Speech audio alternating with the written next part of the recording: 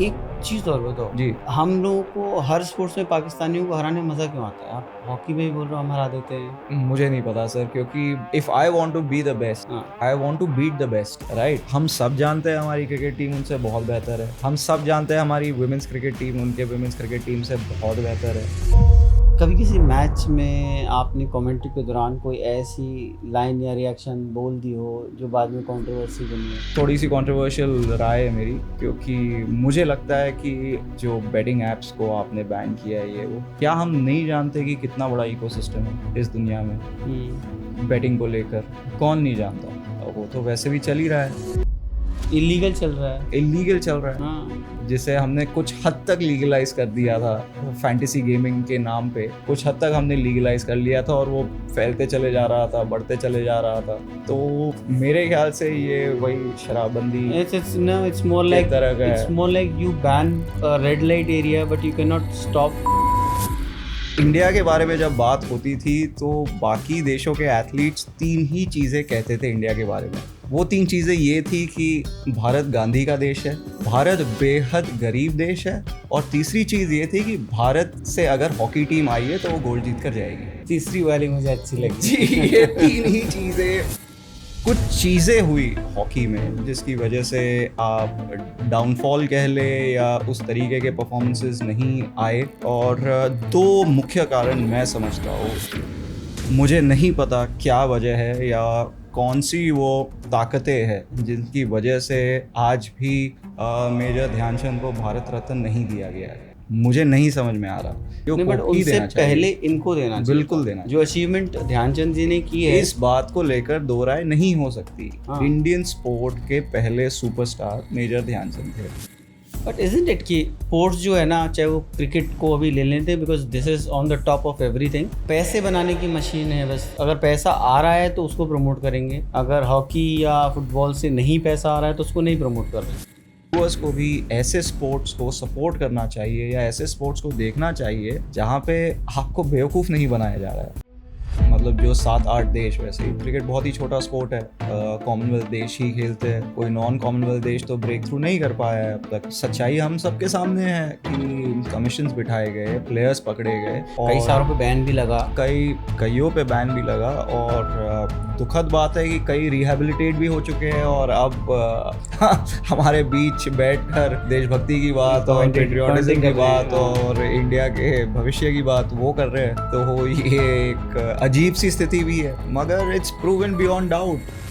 कोई ऐसा बड़ा स्कैंडल जो हमारे स्पोर्ट्स में है, जो भी चल तो रहा है लेकिन सामने नहीं आया है, और जिसको मतलब जो हो सकता है ऐसा आने वाला है टाइम में? जी बिल्कुल आने वाला है। बड़ी भसड़, एक बहुत बड़ा स्कैंडल आने वाला है, एक बहुत बड़े स्पोर्ट में आने वाला है। मैं उस बारे में खुलकर नहीं बता सकता। तो स्पोर्ट्स का नाम बताइए। नहीं, मैं नहीं बता पाऊंगा सर। आप मुझसे बिल्कुल पूछने का अधिकार है आपको, मगर मैं ऑन द रिकॉर्ड नहीं बता पाऊंगा।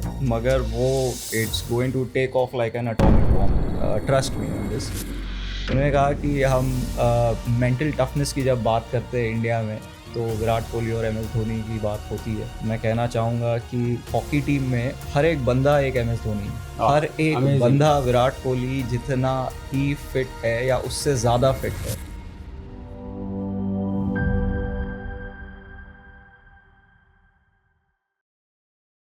सिद्धार्थ भाई, बहुत बहुत स्वागत है आपका हमारे पॉडकास्ट में। आपने बहुत अच्छा काम किया है कमेंट्री में। अभी आपने रिसेंटली कमेंट्री छोड़ भी दी है? नहीं, मैं कमेंट्री फिलहाल प्रो कबड्डी लीग के लिए कर रहा हूँ। हाँ। स्टार स्पोर्ट्स के लिए, जियो हॉटस्टार के लिए। छोड़ी कभी नहीं थी, मुझे ब्रेक लेना पड़ा था क्योंकि मैं फुल टाइम हॉकी कोच हूँ और हॉकी इंडिया लीग में एक टीम के लिए टीम डायरेक्टर भी हूँ। तो दोनों चीज़ों को जगल करना पड़ता है कभी कभी। तो इस कारण कभी कभी हॉकी छोड़नी पड़ती है, कभी कभी कमेंट्री छोड़नी पड़ती है। प्राथमिकता पे डिपेंड करता है कि प्रायोरिटी उस वक्त क्या होनी चाहिए या क्या है। तो फिलहाल कौन सी टीम को कोच कर रहे हो आप? जी, फिलहाल मेरी एक खुद की क्लब है बॉम्बे में, जो मैंने और बाकी इंटरनेशनल हॉकी खिलाड़ी जो थे बॉम्बे में, उन्होंने शुरुआत की थी। टीम का नाम है champions training centre hockey club. और जब टोक्यो 2020 के लिए जब भारतीय टीम रवाना हो रही थी तब आज़ादी के बाद ऐसे पहली बार हुआ था कि महाराष्ट्र या मुंबई का कोई भी खिलाड़ी उस टीम का हिस्सा नहीं था। मैं स्वयं अंतर्राष्ट्रीय हॉकी खिलाड़ी हूँ और हमारे साथ जितने लोग जुड़े थे, युवराज वाल्मीकि, देवेंद्र वाल्मीकि, सूरज करकेरा वगैरह वगैरह, हम सब ने उस वक्त संगठित होकर ये बात तय की थी कि ये दोबारा नहीं होगा। और हमने अपने आप पर ये, आप कह सकते हैं, जिम्मेदारी सौंपी कि आने वाले सालों में हम ओलंपियंस प्रोड्यूस करेंगे, हम अंतर्राष्ट्रीय हॉकी खिलाड़ी प्रोड्यूस करेंगे। तो उस भावना से ये संस्था जो है, जो एक संस्था है क्योंकि हम फंडिंग लेते हैं, हम डोनेशंस लेते हैं और उसके थ्रू टीम चलती है। ओके। और 5 साल का जो हमारा सफ़र रहा है, कमाल का रहा है।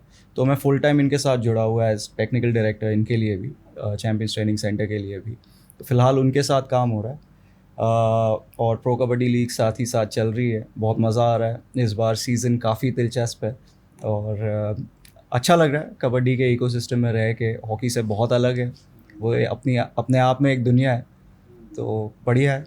इसमें 2 सवाल हैं मेरे। एक तो तूफ़ान से कैसे जुड़ा हो? नाम में तूफ़ान का क्या सीन है? तूफ़ान, देखिए, जो हमारी जो ओनरशिप है, आलोक सांघी जो हमारे मैनेजिंग डायरेक्टर है रेजोल्यूट स्पोर्ट्स के, उन्होंने सबसे पहले एक वॉलीबॉल की टीम को ख़रीदा था, प्रो वॉलीबॉल लीग में जो खेलती है, दिल्ली तूफ़ान्स।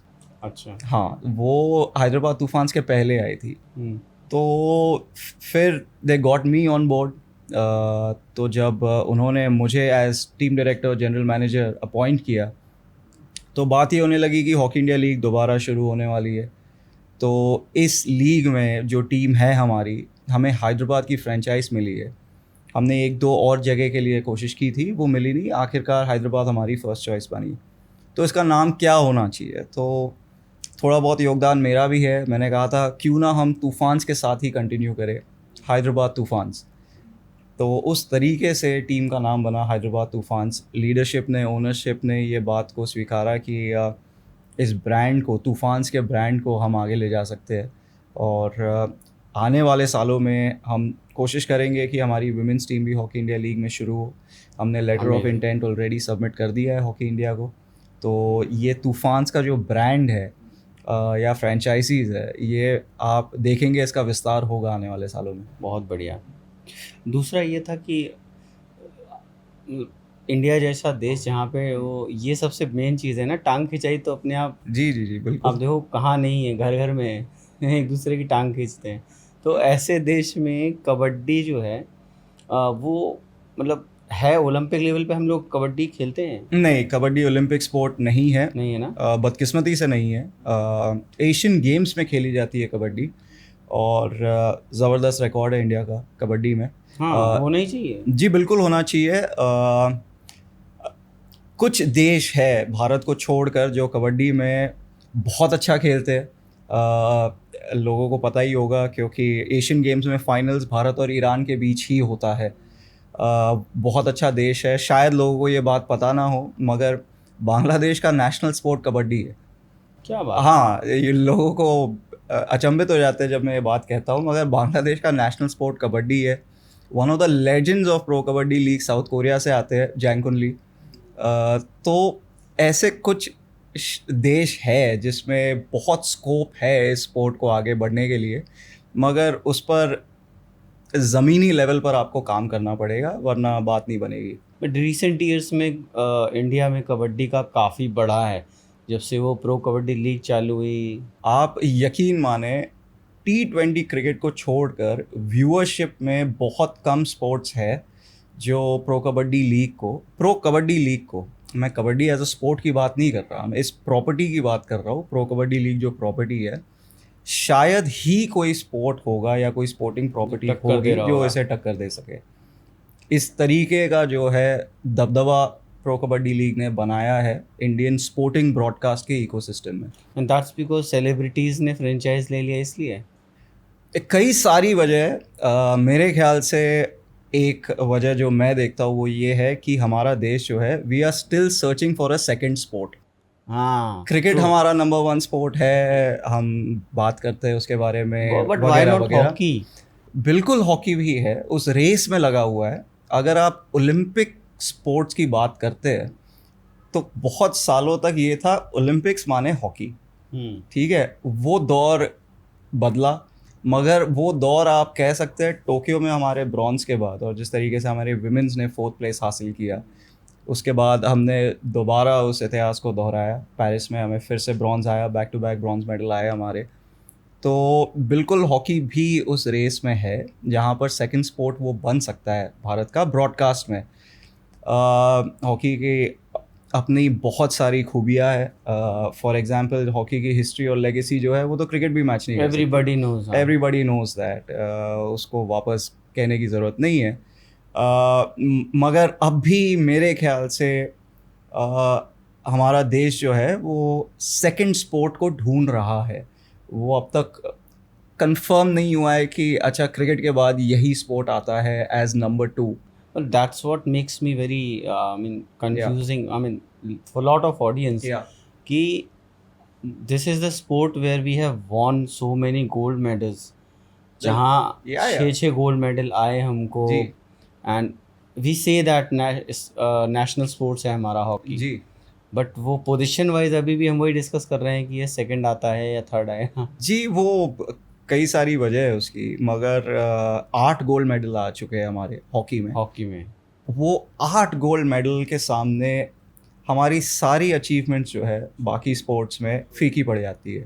8 ओलंपिक गोल्ड मेडल जो है जिस तरीके से चमकते हैं, सारी चमक बाकी हमारे स्पोर्टिंग अचीवमेंट्स की फीकी पड़ जाती है। ठीक बात है। ठीक है, भारत जब आज़ाद हुआ था, पहली बार आज़ाद भारत का झंडा अगर कहीं लहराया था तो लंदन में ओलंपिक्स के टाइम पे 1948 में पहला ओलंपिक गोल्ड बतौर आज़ाद देश भारत ने हॉकी में जीता था, वो भी लंदन में। मतलब रोंगटे खड़े हो जाते हैं जब आप सुनते हो कि हॉकी ने इस देश को क्या दिया है।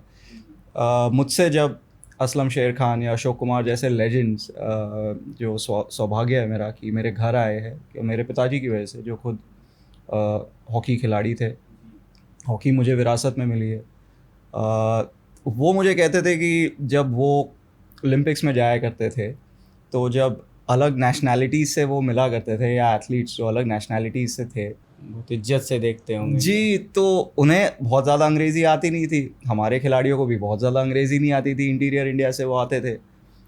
तो वो कहते थे कि यार इंडिया के बारे में जब बात होती थी तो बाकी देशों के एथलीट्स 3 ही चीज़ें कहते थे इंडिया के बारे में। वो 3 चीज़ें ये थी कि भारत गांधी का देश है, भारत बेहद गरीब देश है, और तीसरी चीज़ ये थी कि भारत से अगर हॉकी टीम आई है तो वो गोल्ड जीत कर जाएगी। तीसरी वाली मुझे अच्छी लगी जी। ये 3 ही चीज़ें उन्हें लगभग, मतलब भारत के बारे में ये 3 चीज़ें पता थी कि भारत गांधी का देश है, गरीब देश है, और इनकी हॉकी टीम का दुनिया में कोई तोड़ है नहीं।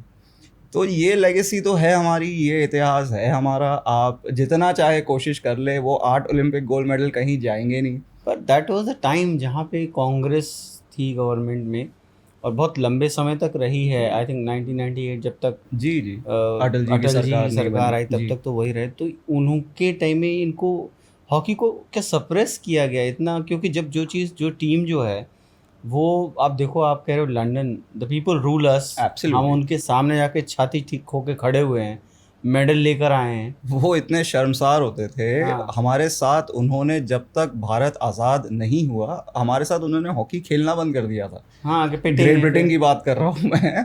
आखिरकार खेलना पड़ा क्योंकि ऑब्वियसली वो होस्ट नेशन थी, इंडिया आज़ाद हो चुका था वगैरह वगैरह, और वो जो रेसिज्म की थियोरी थी, कलोनियलिज्म टूटने लगा था, देश आज़ाद होने लगे थे, दूसरा विश्व युद्ध ख़त्म हो चुका था। तो कई कारण थे जिसके वजह से उन्होंने हमसे फिर compete करना फिर से शुरू किया, और फिर भी पिटे वो। फाइनल में हमने एक तरफा उन्हें हराया, लंदन में ही, वेम्बली में, खचाखच स्टेडियम भरा हुआ था।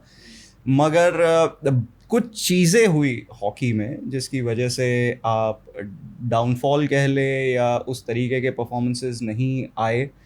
और 2 मुख्य कारण मैं समझता हूँ। एक, सबसे पहले ये था कि एडमिनिस्ट्रेशन और जो मैनेजमेंट था हमारा 1980 से लेकर स्पोर्ट्स में, दुनिया भर में बहुत सी चेंजेस आ गई।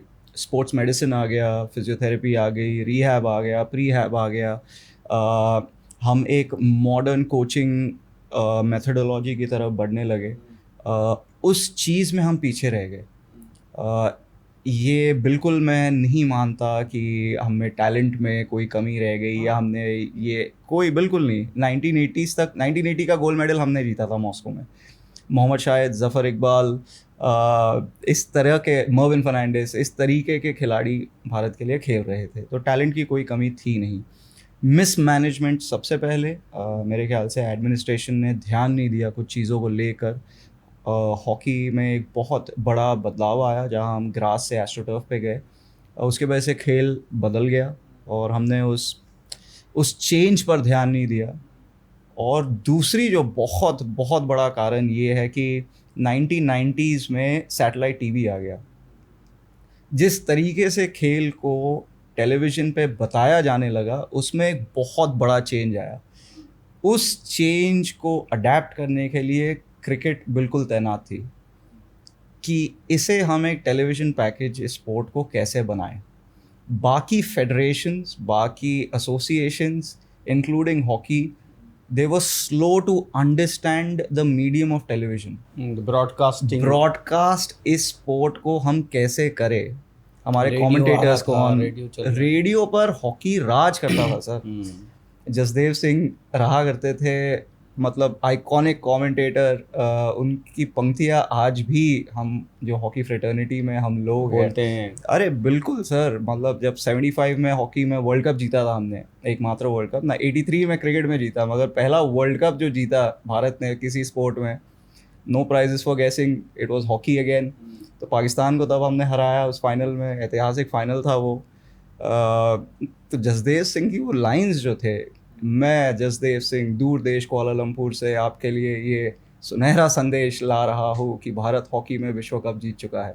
मतलब आज भी हम वो लाइंस कहते हैं, बात करते हैं उसके बारे में जब हॉकी खिलाड़ियों की हमारी महफिल लगती है। तो रेडियो में तो हॉकी राज कर रहा था sir, but how we consume sport in this country changed after 91-92 with satellite television coming in. और नॉट जस्ट हॉकी, मगर कई ज़्यादातर स्पोर्ट, सारे स्पोर्ट कह ले आप, वो इस मीडियम को, इस चेंज को समझ ही नहीं पाए कि हम कैसे हमारे स्पोर्ट को पैकेज करें एक नए ऑडियंस के लिए। भारत भी बदल रहा था, लिबरलाइजेशन आ गया, मिडिल क्लास में विस्तार हुआ, कंजम्पशन, स्पेंडिंग पावर लोगों की बढ़ने लगी, दे वांटेड समथिंग न्यू। और तब क्रिकेट के पास वो साधन भी थे, वो लोग भी थे, रवि शास्त्री, सुनील गावस्कर, रिची बेनो, ये बहुत ही उम्दा ब्रॉडकास्टर्स थे, इन्हें ट्रेन भी किया गया। तो मेहनत भी की क्रिकेट ने कि इस मीडियम को कैप्चर कैसे करें, और एक बार ब्रॉडकास्ट से पैसे आने लगे, it went to a different level. Somewhere you don't feel that कि उस, बिकॉज ध्यानचंद थे, मेजर ध्यानचंद थे, ऑफ कोर्स, आपने उनको उस समय कोई ऐसी बहुत बड़ी रिकॉग्निशन नहीं दी, बिल्कुल नहीं दी, आज भी नहीं दी, विच ही यूज्ड टू डिजर्व। एक बंदा यहाँ पर अगर कोई एशिया की ट्रॉफी जीत कर आता है तो उसको यहाँ पे ढोल नगाड़े के साथ पूरे एयरपोर्ट से लेकर उसके शहर तक घुमाते हैं। हंसी आती है सर, हाँ, कसम से मैं कह रहा हूँ। और जब वही बंदा एक बंदा है जिसके लिए बाहर के लोग पागल हैं, मैडनेस है, दे आर आस्किंग कि तू हॉकी दे दे हमें, करोड़ों में दे दे, अरबों में दे दे, हॉकी दे दे हमें, और आप उस बंदे को उतना भी नहीं सम्मान दे पा रहे हो कि एक बेसिक लेवल का, क्योंकि उससे ना मॉरल टूटता है, मेरे ख्याल से किसी प्लेयर का मॉरल टूटता है, बिल्कुल टूटता है। और मुझे नहीं पता क्या वजह है या कौन सी वो ताकतें हैं जिनकी वजह से आज भी मेजर ध्यानचंद को भारत रत्न नहीं दिया गया है, मुझे नहीं समझ में आ रहा। कितने बार नॉमिनेट हुए हैं, कितनी बार नॉमिनेट हुए हैं, कितनी सरकारों से हमें ये उम्मीद थी कि आखिरकार भारत रत्न एक डिज़र्विंग एथलीट को मिलेगा। मैं ये बिल्कुल नहीं कह रहा कि सचिन तेंदुलकर को भारत रत्न नहीं देना चाहिए था, बिल्कुल देना चाहिए था, और खिलाड़ियों को भी देना चाहिए, पहले इनको देना चाहिए, बिल्कुल देना। जो अचीवमेंट ध्यानचंद जी ने की है, इस बात को लेकर दो राय नहीं हो सकती। हाँ। इंडियन स्पोर्ट के पहले सुपरस्टार मेजर ध्यानचंद थे। इंडियन स्पोर्ट ने अगर कहीं कुछ अचीव किया दुनिया में तो वो हॉकी की वजह से, और hockey was synonymous with one man, the wizard of hockey, major Dhyanchand. 3 Olympic gold आ चुके थे, 28, 32, 36। बदकिस्मती भारत की कि दूसरा विश्व युद्ध शुरू हो गया और it robbed us of 2 Olympic gold medals. 40 और 44 में ओलंपिक्स नहीं हुए, वरना जो 8 ओलंपिक गोल्ड थे वो 10 हो जाते। 10 हो जाते हैं। हाँ, उस बीच में कोई भी तोड़ ही आता, नहीं था, तो बिल्कुल किसी के आता। पास को था नहीं करने के हमने लिए। पहले 6 गोल्ड मेडल लगातार जीते, कंसेक्यूटिव। और 28 ठीक बात। से लेकर हमने 6 ओलंपिक गोल्ड मेडल लगातार और उस जीते। पीरियड में गेम्स होते तो सोचो क्या होता। बिल्कुल होता। 40 और 44 के अगर ओलंपिक्स होते, सेकेंड वर्ल्ड वॉर की वजह से हुए नहीं, हाँ, तो हमारे और 2 गोल्ड मेडल आ जाते। तो इस तरीके का डोमिनेशन जो है किसी भारत ने का नहीं था। किया कभी। हम कोई देश आसपास भी नहीं था, you know. I don't understand. I hope इस गलती को हम सुधारे। बट एक मॉरल भी सिद्धार्थ भाई बढ़ाता है। आप देखो कि अगर बिल्कुल बढ़ाता है। अगर उनको मिलता, मेजर ध्यानचंद को मिलता, बिल्कुल। तो जो जनरेशन है by that time, they must be inspired of this things कि हमें, 100%। है ना, कि हमारी लीग से कोई आ रहा है, खेल रहा है, उसको इतना बड़ा अवार्ड मिला है, मैं भी लाऊंगा, खेलूंगा। बिल्कुल होता है। और ये सिर्फ मेजर ध्यानचंद की ही बात नहीं है, अनफॉर्चुनेटली। हम जो है अक्रॉस द बोर्ड, और सिर्फ स्पोर्ट्स की मैं बात नहीं कर रहा, हम हिस्ट्री रिकॉर्ड करने में बहुत अच्छे हैं नहीं, अनफॉर्चुनेटली। वो अगर आप देखें तो मिल्खा सिंह के नाम पे कौन सा म्यूज़ियम हमने बना दिया। अगर मुझे मिल्खा सिंह बिल्कुल सही बात बोल रहे हैं आप। ज़िंदगी के बारे में पढ़ाई करनी है या अभ्यास करना है, ये बंदा आया कहाँ से, इसने किया क्या, इसके ज़िंदगी ने क्या मोड़ लिया, या ध्यानचंद के बारे में बात कर ले, या जितने भी हमारे स्पोर्टिंग बाईचुंग ग्रेट्स भूटिया हैं, जी के बारे बाईचुंग में बात भूटिया कर के लो, बारे में फुटबॉल बात कर की ले। बात कर लेते हैं। कहाँ पर एक म्यूज़ियम है या रिपोजिटरी है या आर्काइव्स है। मैं हाल ही की बात कर रहा हूँ, कुछ दिन पहले बनारस में एक महान व्यक्ति का घर तोड़ा गया। उसका नाम था Padma Shri Arjuna awardee Olympic gold medallist Mohammad Shahid. वाह। पिछले 40 सालों में भारतीय हॉकी ने मोहम्मद शाहिद से बड़ा नाम नहीं दिया है क्यों हॉकी तोड़ा की गया ये? दुनिया को। क्योंकि रोड की चौड़ाई करनी थी, लंबाई उसकी करनी थी। आप बिल्कुल कीजिए, बिल्कुल आप कीजिए, मगर बनारस शहर ने, उत्तर प्रदेश राज्य ने अगर एक ओलंपिक गोल्ड मेडलिस्ट पैदा किया है, वो मोहम्मद शाहिद से बड़ा नहीं पैदा किया है। पिछले 40-50 सालों की बात कर रहा हूँ मैं। 1980 में आखिरी गोल्ड मेडल आया भारत का हॉकी में, हमारे सुपरस्टार मोहम्मद शाहिद थे। और सच में। बनारस शहर की अगर आप बात करें, उस फहरिस्त को अगर आप देखें, greats coming out of that city, मतलब उस्ताद बिस्मिल्लाह खान से लेकर जितने हैं, उस फहरिस्त में मोहम्मद शाहिद का भी नाम आता है। क्या ये मुमकिन नहीं था कि आप उस घर को, उस सड़क को उनके नाम पे करते? अगर कोई शाहिद भाई के बारे में, उनकी ज़िंदगी के बारे में जानना चाहे, वो जा सके, उसे आप म्यूज़ियम में कन्वर्ट करते, उस वहाँ पर उनकी एक आर्काइवल फुटेज होती। मैं देखना चाहता हूँ कि शाहिद भाई को क्यों विज़र्ड माना जाता था, क्यों उन्होंने आने वाली नस्लों को कैसे प्रेरित किसी किया। को पता चलेगा? सीरियस बात है ना। दिस आई फील पर्सनली कि ये तो शर्म की बात है। ये कि शर्म आप- की बात है, ये शर्म बिल्कुल की बात शर्म है। की बात है। मैं कह सकता हूँ आपसे, क्योंकि पर्सनली मैं उनको जानता हूँ। शाहिद भाई के बाद सबसे बड़ा नाम भारतीय हॉकी में धनराज पिल्ले था। धनराज पिल्ले कहते हैं मेरे आइडल है मोहम्मद शाहिद।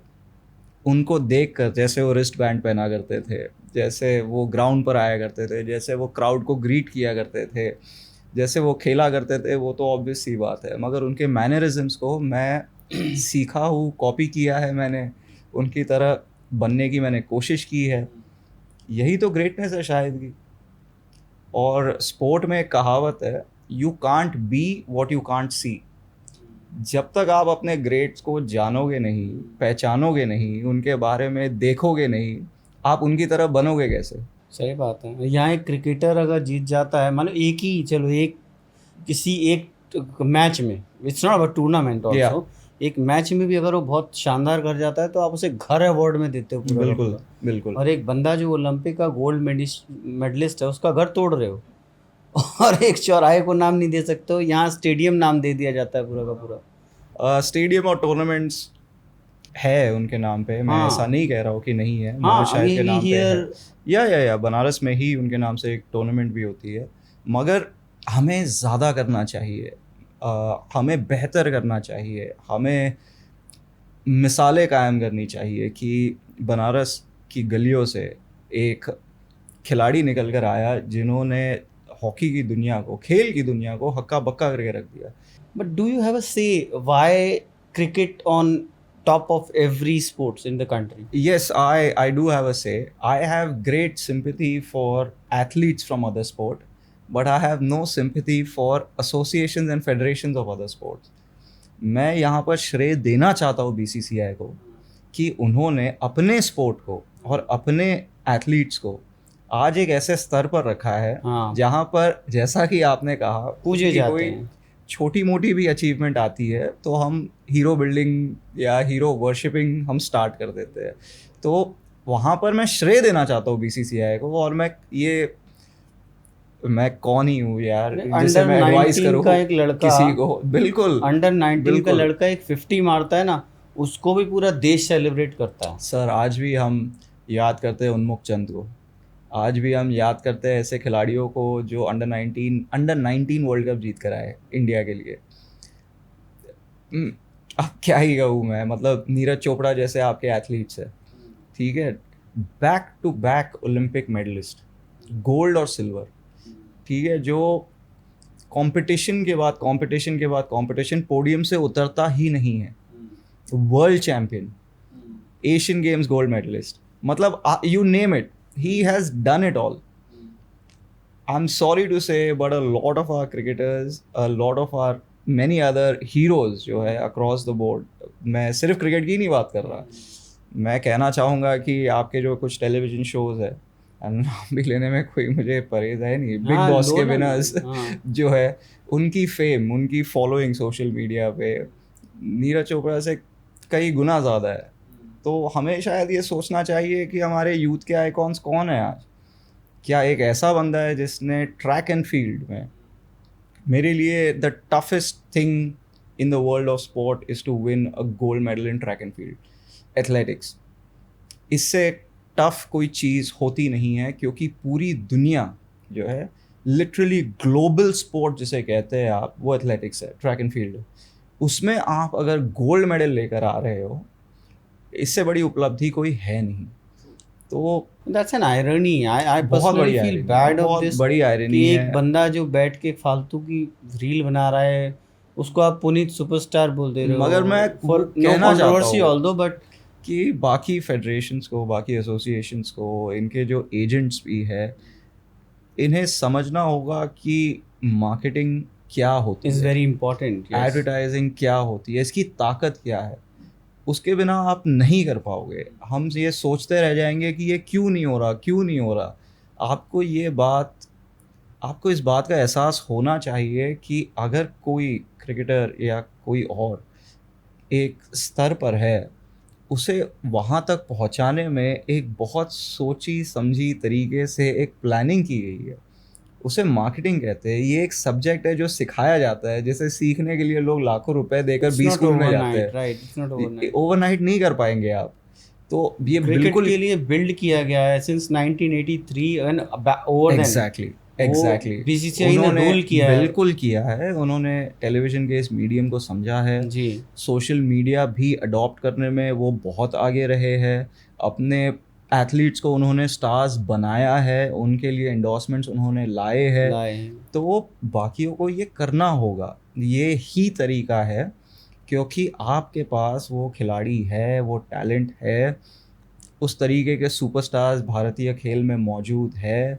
आप अभिनव बिंद्रा की बात कर ले, आप नीरज चोपड़ा की बात कर ले, आप श्रीजेश की बात कर ले, आप हरमनप्रीत सिंह की बात कर ले, आप विजेंद्र सिंह की बात कर ले, आप न जाने कितने पीवी सिंधु की बात कर ले, साइना नेहवाल की बात कर ले। ये सब हमें याद नहीं रहते हैं। ये आप ये बीसीसीआई की गुडनेस देखिए, मतलब एक कहते हैं आप मार्केटिंग का बोल रहे हैं जी, and they don't let you forget any of their, they are genius athletics. मैं बता रहा हूँ आपको, वो जीनियस है जो समझ चुके हैं कि इस स्पोर्ट को, इस एथलीट को कैसे ब्रांड बनाया जिंदा रखना है, और ब्रांड बना के बिल्कुल उसको अवार्ड देंगे, इतने बड़े बड़े पे चेक्स देंगे।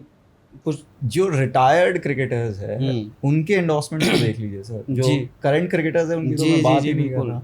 कोई भी बाहर नहीं गया पिक्चर से, ओल्ड नहीं है, या तो कमेंट्री बॉक्स में बैठा है, कोचिंग में है, कहीं ना कहीं है वो ऑन फील्ड। और कुछ नहीं तो उन्होंने आईपीएल चला दिया, आईपीएल में तो सारे काम पे लग गए हैं वापस। So you have to give credit where credit's due. उन्होंने काम किया है True अपना, that. बाकियों को अपना काम करना चाहिए। शायद इस चीज़ में 10% भी मिलता ना, अगर हॉकी को या फुटबॉल को, बच्चों को पता ही नहीं कि हमें मिलेगा क्या इसके बाद। बिल्कुल। जब तक तुमको कुछ खेल के मिलेगा नहीं, या कोई रिकॉग्निशन हो गया, बिल्कुल। एक वो टर्म है कि मॉनिटरी एक चीज़ अगर नहीं मिलेगी तो क्यों ही खेलेगा बंदा, क्यों अपना करियर चौपट करने जाएगा उस जगह पे। बिल्कुल। और आप अपने, ये मैं वापस कह रहा हूँ इस बात को, जो जेनजी है हमारी, आप अपने यूथ के लिए किस तरीके के आइकॉन सामने रख रहे हो, मेरे लिए वो बहुत इम्पॉर्टेंट चीज़ है। आपके यूथ किसको देख रहे हैं, किससे प्रेरित हो रहे हैं, क्योंकि they are your future. Tomorrow they are going to be in decision making places.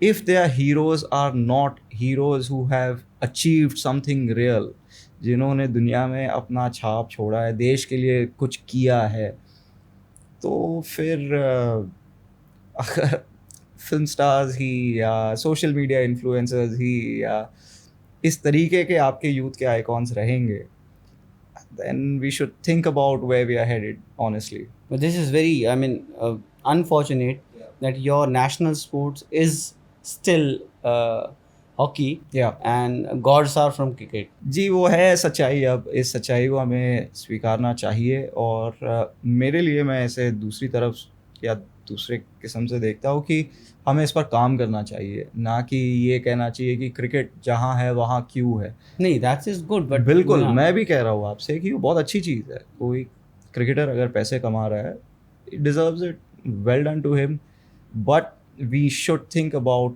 how that's happening and why that's not happening in other sports. I think that's critical. But isn't it कि sports जो है ना, चाहे वो cricket को अभी ले लेते हैं, because this is on the top of everything, पैसे बनाने की मशीन है बस। अगर पैसा आ रहा है तो उसको प्रमोट करेंगे, अगर हॉकी या फुटबॉल से नहीं पैसा आ रहा है तो उसको नहीं प्रमोट कर रहे हैं। बहुत बड़ी बात कही है आपने सर, ये बिल्कुल सही कह रहे हैं आप। मुनाफा जो है, या बॉटम लाइन कह लें आप, it is very very critical right now. Broadcast में भी, एडवर्टाइजिंग में भी, मार्केटिंग में भी लोग देख रहे हैं कि क्या इससे मेरा फ़ायदा हो रहा है या नहीं, ये अगर मैं चीज़ करने वाला हूँ, क्या इससे मुझे फ़ायदा मिलेगा या नहीं मिलेगा। दूसरी चीज़ जो है, जो मैं कहता हूँ बार बार, लोगों का फ़ायदा किसी भी चीज़ से तब होगा या आप फ़ायदा तब कर पाओगे जब आप किसी चीज़ को प्रॉफिटेबल बनाओगे, ब्रांडिंग, मार्केटिंग वगैरह वगैरह। तो ये दोनों चीज़ें होगी तब जाके काम होगा। अपना इंडिया में सर ब्रॉडकास्टिंग कितनी रियल है, मतलब जो समय चल रही होती है, and we see that live broadcast, या so how real is that? It is absolutely real. It is, sports को हम कहते हैं, स्पोर्ट्स इज़ अनस्क्रिप्टेड ड्रामा। हम खेल क्यों देखते हैं?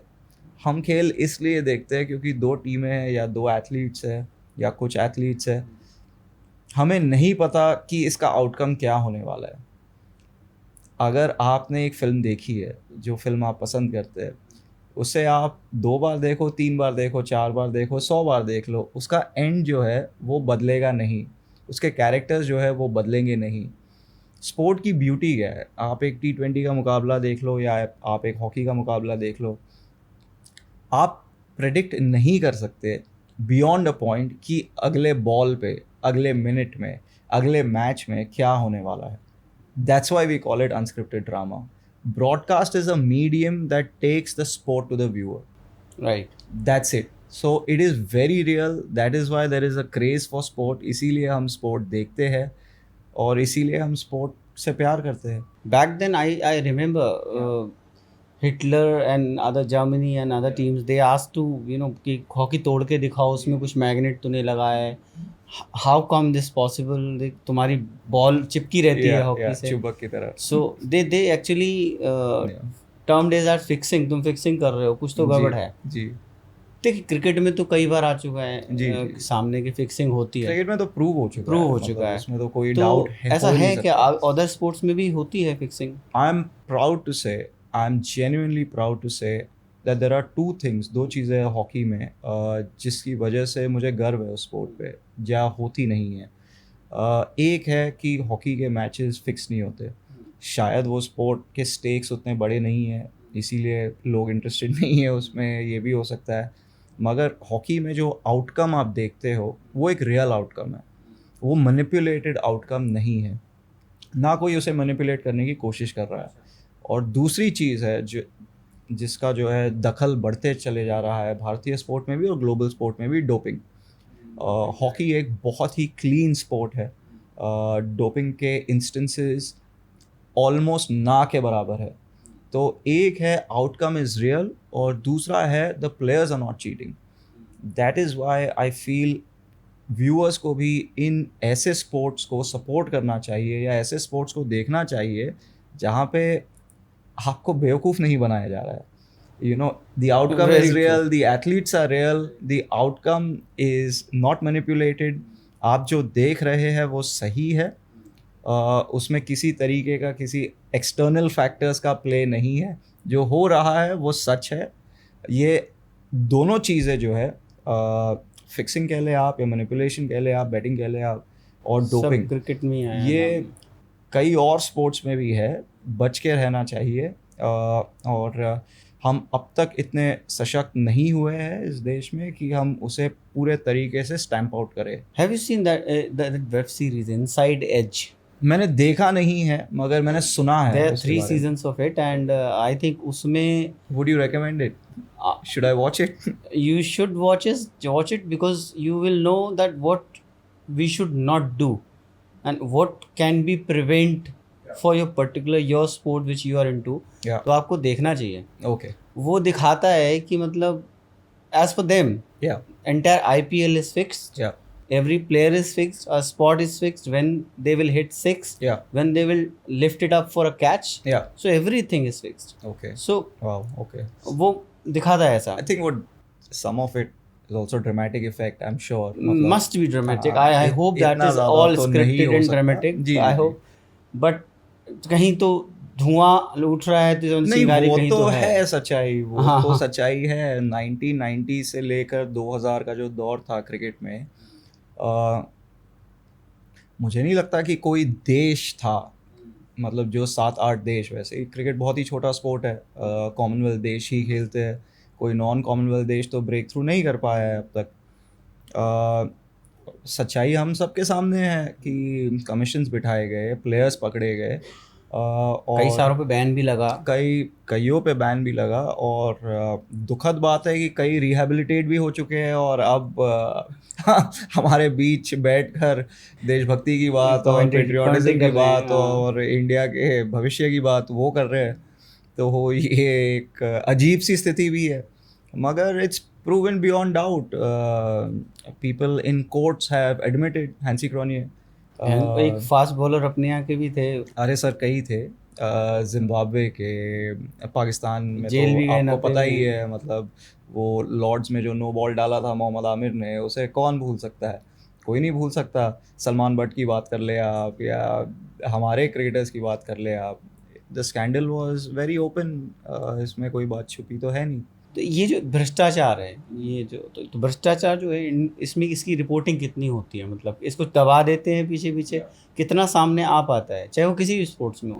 या मुझे नहीं लगता पूरी कहानी सामने आती है, ऑनेस्टली बर्बाद कर देगा फिर तो। और ये इसलिए नहीं कि वो हो नहीं रहा है, ये इसलिए क्योंकि हमारी जो इकोसिस्टम है हमारा, अगेन क्रिकेट को छोड़ के बाकी स्पोर्ट्स के पास वो इकोसिस्टम भी नहीं है जहाँ पर इसे पकड़ा जाए और इसे दबाया जाए, या इसे to nip it in the bud जिसे कहते हैं, वो इकोसिस्टम ही नहीं है आपके पास, तो आप कैसे रोकेंगे? सही बात है। तो क्रिकेट में कुछ हद तक काम किया गया है, काफ़ी हद तक काम किया गया है, और मेरे ख्याल से काफ़ी कम हो चुका है जो वो दौर था एक। अब मैच फिक्सिंग से निकलकर हम स्पॉट फिक्सिंग पे आ चुके हैं, तो ऑलरेडी एक जो है गिरावट आप कह सकते हैं हुई है। बात सही बोल रहे हो। तो क्योंकि ऑब्वियसली पैसे भी बढ़ चुके हैं। फॉर एग्जांपल आज एक क्रिकेटर जो कमा रहा है शायद 90s में, शायद क्या 90s में उस तरीके के वो खुद पैसे बोल नहीं के गए, थे। कपिल शर्मा शो पे आए थे, Kapil ji, Dev ji. An entire world cup winning team, इतने मैचेस ही कहाँ होते दे थे। सेट कि हमें तो पैसे तो हमें पता ही नहीं कितने मिला करते थे, अब तो फिर भी वनडे फॉर्मेट आया ही तभी था, T20 था नहीं, मैचेस बहुत कम थे, काम थे। तो टेम्पटेशन ज़्यादा थी, क्योंकि एक एथलीट का करियर स्पैन कितना होता है, 12 साल 15 साल, एक बहुत ही यूनिक चीज़ होती है, हर एथलीट का करियर स्पैन ही उतना होता है। शरीर जवाब दे जाता है, गायब उसमें आपके पीक ईयर्स कितने हैं, 4 साल 5 साल, जब आप हीरो बनते हैं, जब आप स्टार Form बनते में हैं, हैं। फॉर्म में रहते हैं, तो टेम्पटेशन तब ज़्यादा रही भी होगी, मैं ये बिल्कुल मानने को तैयार हूँ। अब कम है क्योंकि पैसे ज़्यादा है, खेल आप ज़्यादा रहे हैं, एवेन्यूज़ आपके बढ़ चुके हैं, हर स्टेट के पास अपनी एक T20 लीग है, वहाँ नहीं खेलोगे तो मिडल ईस्ट चले जाओ आप, दुबई में, आबू धाबी में, वहाँ खेल लीजिए आप, वगैरह वगैरह। हाँ, बहुत सारे प्लेयर यहाँ से जी, जी, निकल जी, गए, कहीं बिल्कुल। यहाँ वैल्यू नहीं है, वो निकल गए, बिल्कुल, दुबई निकल गए, कोई कनाडा की टीम से खेलने लग बिल्कुल, गया, वहाँ की बिल्कुल, सिटीजनशिप ले बिल्कुल, लिया। बिल्कुल, बहुत बिल्कुल। सारी न्यूज़ आती रहती हैं ऐसी। बहुत सारी, उन्मुख चंद यूएसए से, उसने कोशिश की कि मैं यूएसए के लिए खेलूँ क्योंकि इंडिया टीम में जगह नहीं मिल रही, ये एक अपने आप में एक उदाहरण है। कोई ऐसा बड़ा बड़ा स्कैंडल जो हमारे स्पोर्ट्स में है, जो भी चल तो रहा है लेकिन सामने नहीं आया है, और जिसको मतलब जो हो सकता है ऐसा आने वाला है टाइम में, जी, जी, बिल्कुल आने वाला है। बड़ी एक भसड़। एक बहुत बहुत बड़ा स्कैंडल आने वाला है, एक बहुत बड़े स्पोर्ट में आने वाला है, और मैं क्रिकेट की बात नहीं कर रहा। आने वाले सालों में पता चलेगा आपको। मैं उस बारे में खुलकर नहीं बता सकता, स्पोर्ट्स का नाम बताइए। नहीं, मैं नहीं बता पाऊंगा सर। आप मुझसे बिल्कुल पूछने का अधिकार है आपको, मगर मैं ऑन द रिकॉर्ड नहीं बता पाऊंगा, मगर वो it's going to take off like an atomic bomb, trust me on this, और तब याद करेंगे आपको। मगर वो कितने साल, आने एक वाला है, साल 2 साल? कभी भी हो सकता है सर, कभी भी। कुछ लोग लगे हुए हैं उसे एक्सपोज करने में, and it could be big, like really really big, और it must be Commonwealth, I feel it must be Commonwealth. मैं बिल्कुल उस डायरेक्शन में नहीं जाना Yeah, चाहता। because I can that is neither- what I can neither is- confirm nor deny, but it's going to come. That is for sure. Or when it comes, it will shake up the entire sporting ecosystem big time. India के जो senior players हैं, let's suppose in any sports, do you feel that they suppress their juniors, की वो दबाते हैं कि एक talent, मतलब अच्छा टैलेंट सामने आने वाला है, Right. तो उसको ना, चूंकि आप पहले से टीम में हो, एस्टैब्लिश्ड हो, इन्फीरियरिटी कॉम्प्लेक्स आपके अंदर आता है, तो आप सप्रेस कर देते हो बंदे को। मैंने ऐसा एक्सपीरियंस नहीं किया अक्रॉस स्पोर्ट, अगर मैं बात करूं, क्योंकि मेरी अपनी व्यक्तिगत राय ये है कि अगर आपके पास टैलेंट है, अगर आप में वो दमखम है, तो दुनिया की कोई ताकत आपको रोक नहीं सकती। आपके सीनियर्स को तो छोड़ो, कोई नहीं रोक सकता। स्पोर्ट्स का जो नेचर है, वो नेचर ही इस तरीके का है कि स्पोर्ट्स मेरे ख्याल से शायद दुनिया में एकमात्र एवेन्यू जगह रह गई है which is the ultimate meritocracy. अगर आप कल 100 मीटर्स भारत में किसी और भारतीय से तेज़ भागते हैं, आप भारत को रिप्रेजेंट करेंगे, you will represent India in the 100 metre sprint. अगर आप रणजी ट्रॉफी में बैक टू बैक सेंचुरीज दागते हैं, आप भारतीय टेस्ट टीम में आएंगे, क्योंकि मीडिया सवाल उठाएगी कि ये लड़का क्यों नहीं खेल रहा है।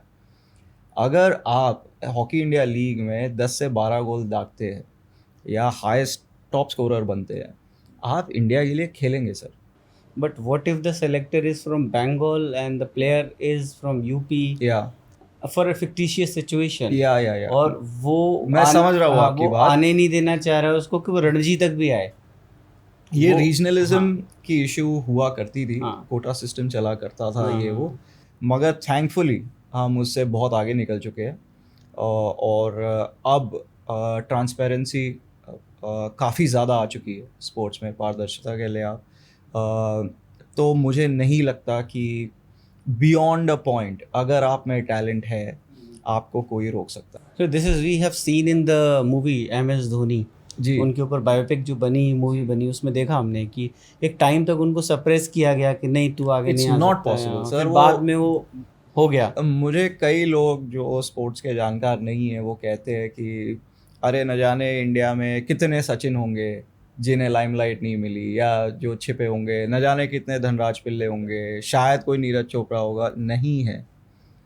ट्रस्ट मी, सचिन तेंदुलकर है, नीरज चोपड़ा है, क्योंकि वो वहाँ जहाँ है अपने लाइफ में आज डिजर्व करते हैं रहना। कोई और नीरज चोपड़ा नहीं है सर। अगला नीरज चोपड़ा बन सकता है, मैं ये बात को नकार नहीं रहा हूँ, एनीवे पॉसिबल, मगर नीरज चोपड़ा जहाँ है वो वहाँ है क्योंकि he deserves to be there. उसने उतनी मेहनत की है, उसे कोई छिपा नहीं पाया, दबा नहीं पाया। He deserves to be where he is. Virat Kohli, Sachin Tendulkar, वो जहाँ है वो अपनी मेहनत के बलबूते पर वहाँ पर पहुँचे हैं, वो वहाँ पर डिजर्व करते हैं रहना। आप नहीं रोक सकते सर उन्हें। But unlike other sports, cricket में ये बहुत आया है सामने जी, मतलब even the bigger names they have said कि हमें अगर ये सर्टेन कैप्टन नहीं होता ना राइट, तो हमें चांस नहीं मिलना था इंडियन टीम राइट, में। राइट। लाइक गांगुली आए, उन्होंने कुछ सेट ऑफ प्लेयर्स को या लिया, जितने हरभजन, चांस सहवाग दिया वगैरह, जी, और वो जी, ओपन सारे। फोरम पे बोलते हैं जी, जी, जी। कि हमें अगर ये नहीं होते तो शायद हमारा ये करियर ही नहीं होता पूरा का पूरा। देखिए, मैं किसी के पर्सनल जर्नी पे तो कमेंट नहीं कर सकता, मगर मेरी ये राय है जो मैं वापस दोहराता हूँ कि मेरा जो एक्सपीरियंस है, 6 साल की उम्र से मैं हॉकी खेल रहा हूँ, मैं खेल के साथ जुड़ा हूँ। आज मैं ब्रॉडकास्टर भी हूँ। पिछले 10 साल का मेरा एक ब्रॉडकास्टिंग करियर है। खेल की दुनिया को मैंने बहुत करीब से देखा है, उस इकोसिस्टम का मैं पार्ट हूँ, हिस्सा हूँ। मेरा जो व्यक्तिगत नज़रिया है वो ये है कि अगर आप में दम है, अगर आप में टैलेंट है, दुनिया की कोई ताकत या शक्ति आपको नहीं रोक सकती। I will turn back to your Yeah. Hockey. You said 6 साल की उम्र से आप हॉकी खेल रहे जी, जी, जी, मैं 6 साल की उम्र से हॉकी खेल रहा था, अब तो खैर छोड़ ब्लड दिया में हूँ। था। जी, जी, जी, बिल्कुल। मेरे पिताजी, मेरे दादाजी, मेरे अंकल, सारे हॉकी, मेरे भाई सारे हॉकी प्लेयर थे। और आप कहाँ तक गए हॉकी खेलते खेलते? मैं इंडिया अंडर बताइए ना 19 को पूरा। मैंने रिप्रेजेंट किया। I represented India under 19 international? International level पे। Wow, nice. तो उसके बाद मैं ब्रॉडकास्ट में आ गया और तब से मैं ब्रॉडकास्ट में हूँ और हॉकी में मैंने ट्रांजिशन किया from being a player to a coach. And why didn't you led the team, national team? या सर, मैं जब मैंने नेशनल्स जीता, नेशनल चैम्पियनशिप जीती बॉम्बे के साथ, तब नेशनल कैंप में जब मेरा नाम नहीं आया, तब मुझे लगा कि maybe I should look at other avenues in That life. been disheartening and then Very disheartening. It was very disheartening. I don't blame anybody at all. In fact, मेरे माता पिता ने मुझे बहुत अच्छी हिदायत दी थी तभी कि शायद अगर आपको दोबारा ट्राई करना चाहिए। जी नहीं, अगर आपको कुछ और ट्राई करना है लाइफ में, so maybe this is the moment where you should transition. So I took their advice and very happy. Why you choose commentary over the या sport? वो जो है बहुत बड़ा इत्तेफाक है। मैं तो यूपीएससी की पढ़ाई करने दिल्ली निकल गया था हॉकी छोड़ने के अच्छा। बाद। हाँ, तो मैं दिवाली बनाने घर आया था छुट्टी के दिन, तो स्टार स्पोर्ट्स नए कमेंटेटर्स ढूंढ रही थी उस वक्त। तो वहाँ पर टैलेंट टीम में मेरे एक दोस्त काम किया करते थे, मर्विन नाम था उनका। उन्होंने मुझे फ़ोन किया और कहा कि क्या आप ऑडिशन दोगे? तो मैंने कहा why not, you know, nothing to lose, it's just an audition, देकर देखते हैं क्या होगा। तो मैं ऑडिशन देने गया। हॉकी इंडिया लीग सीज़न 2 था शायद, वो 2 या 3। और वहाँ पर सौभाग्य था मेरा कि एनपी सिंह करके एक सीनियर प्रोड्यूसर थे, उन्होंने मेरे टैलेंट को पहचाना और जगह दी। मेरे से बहुत बड़े बड़े खिलाड़ी जिन्होंने सिग्निफिकेंटली मोर अचीव किया था मुझसे, जिनकी उपलब्धियाँ और अचीवमेंट्स मुझसे कई ज़्यादा थी, उन्हें लगा कि मेरा काम जो है वो उनसे बेहतर है और इसीलिए मुझे मौका मिलना चाहिए। तो मौका मिला और तब से I have not look back.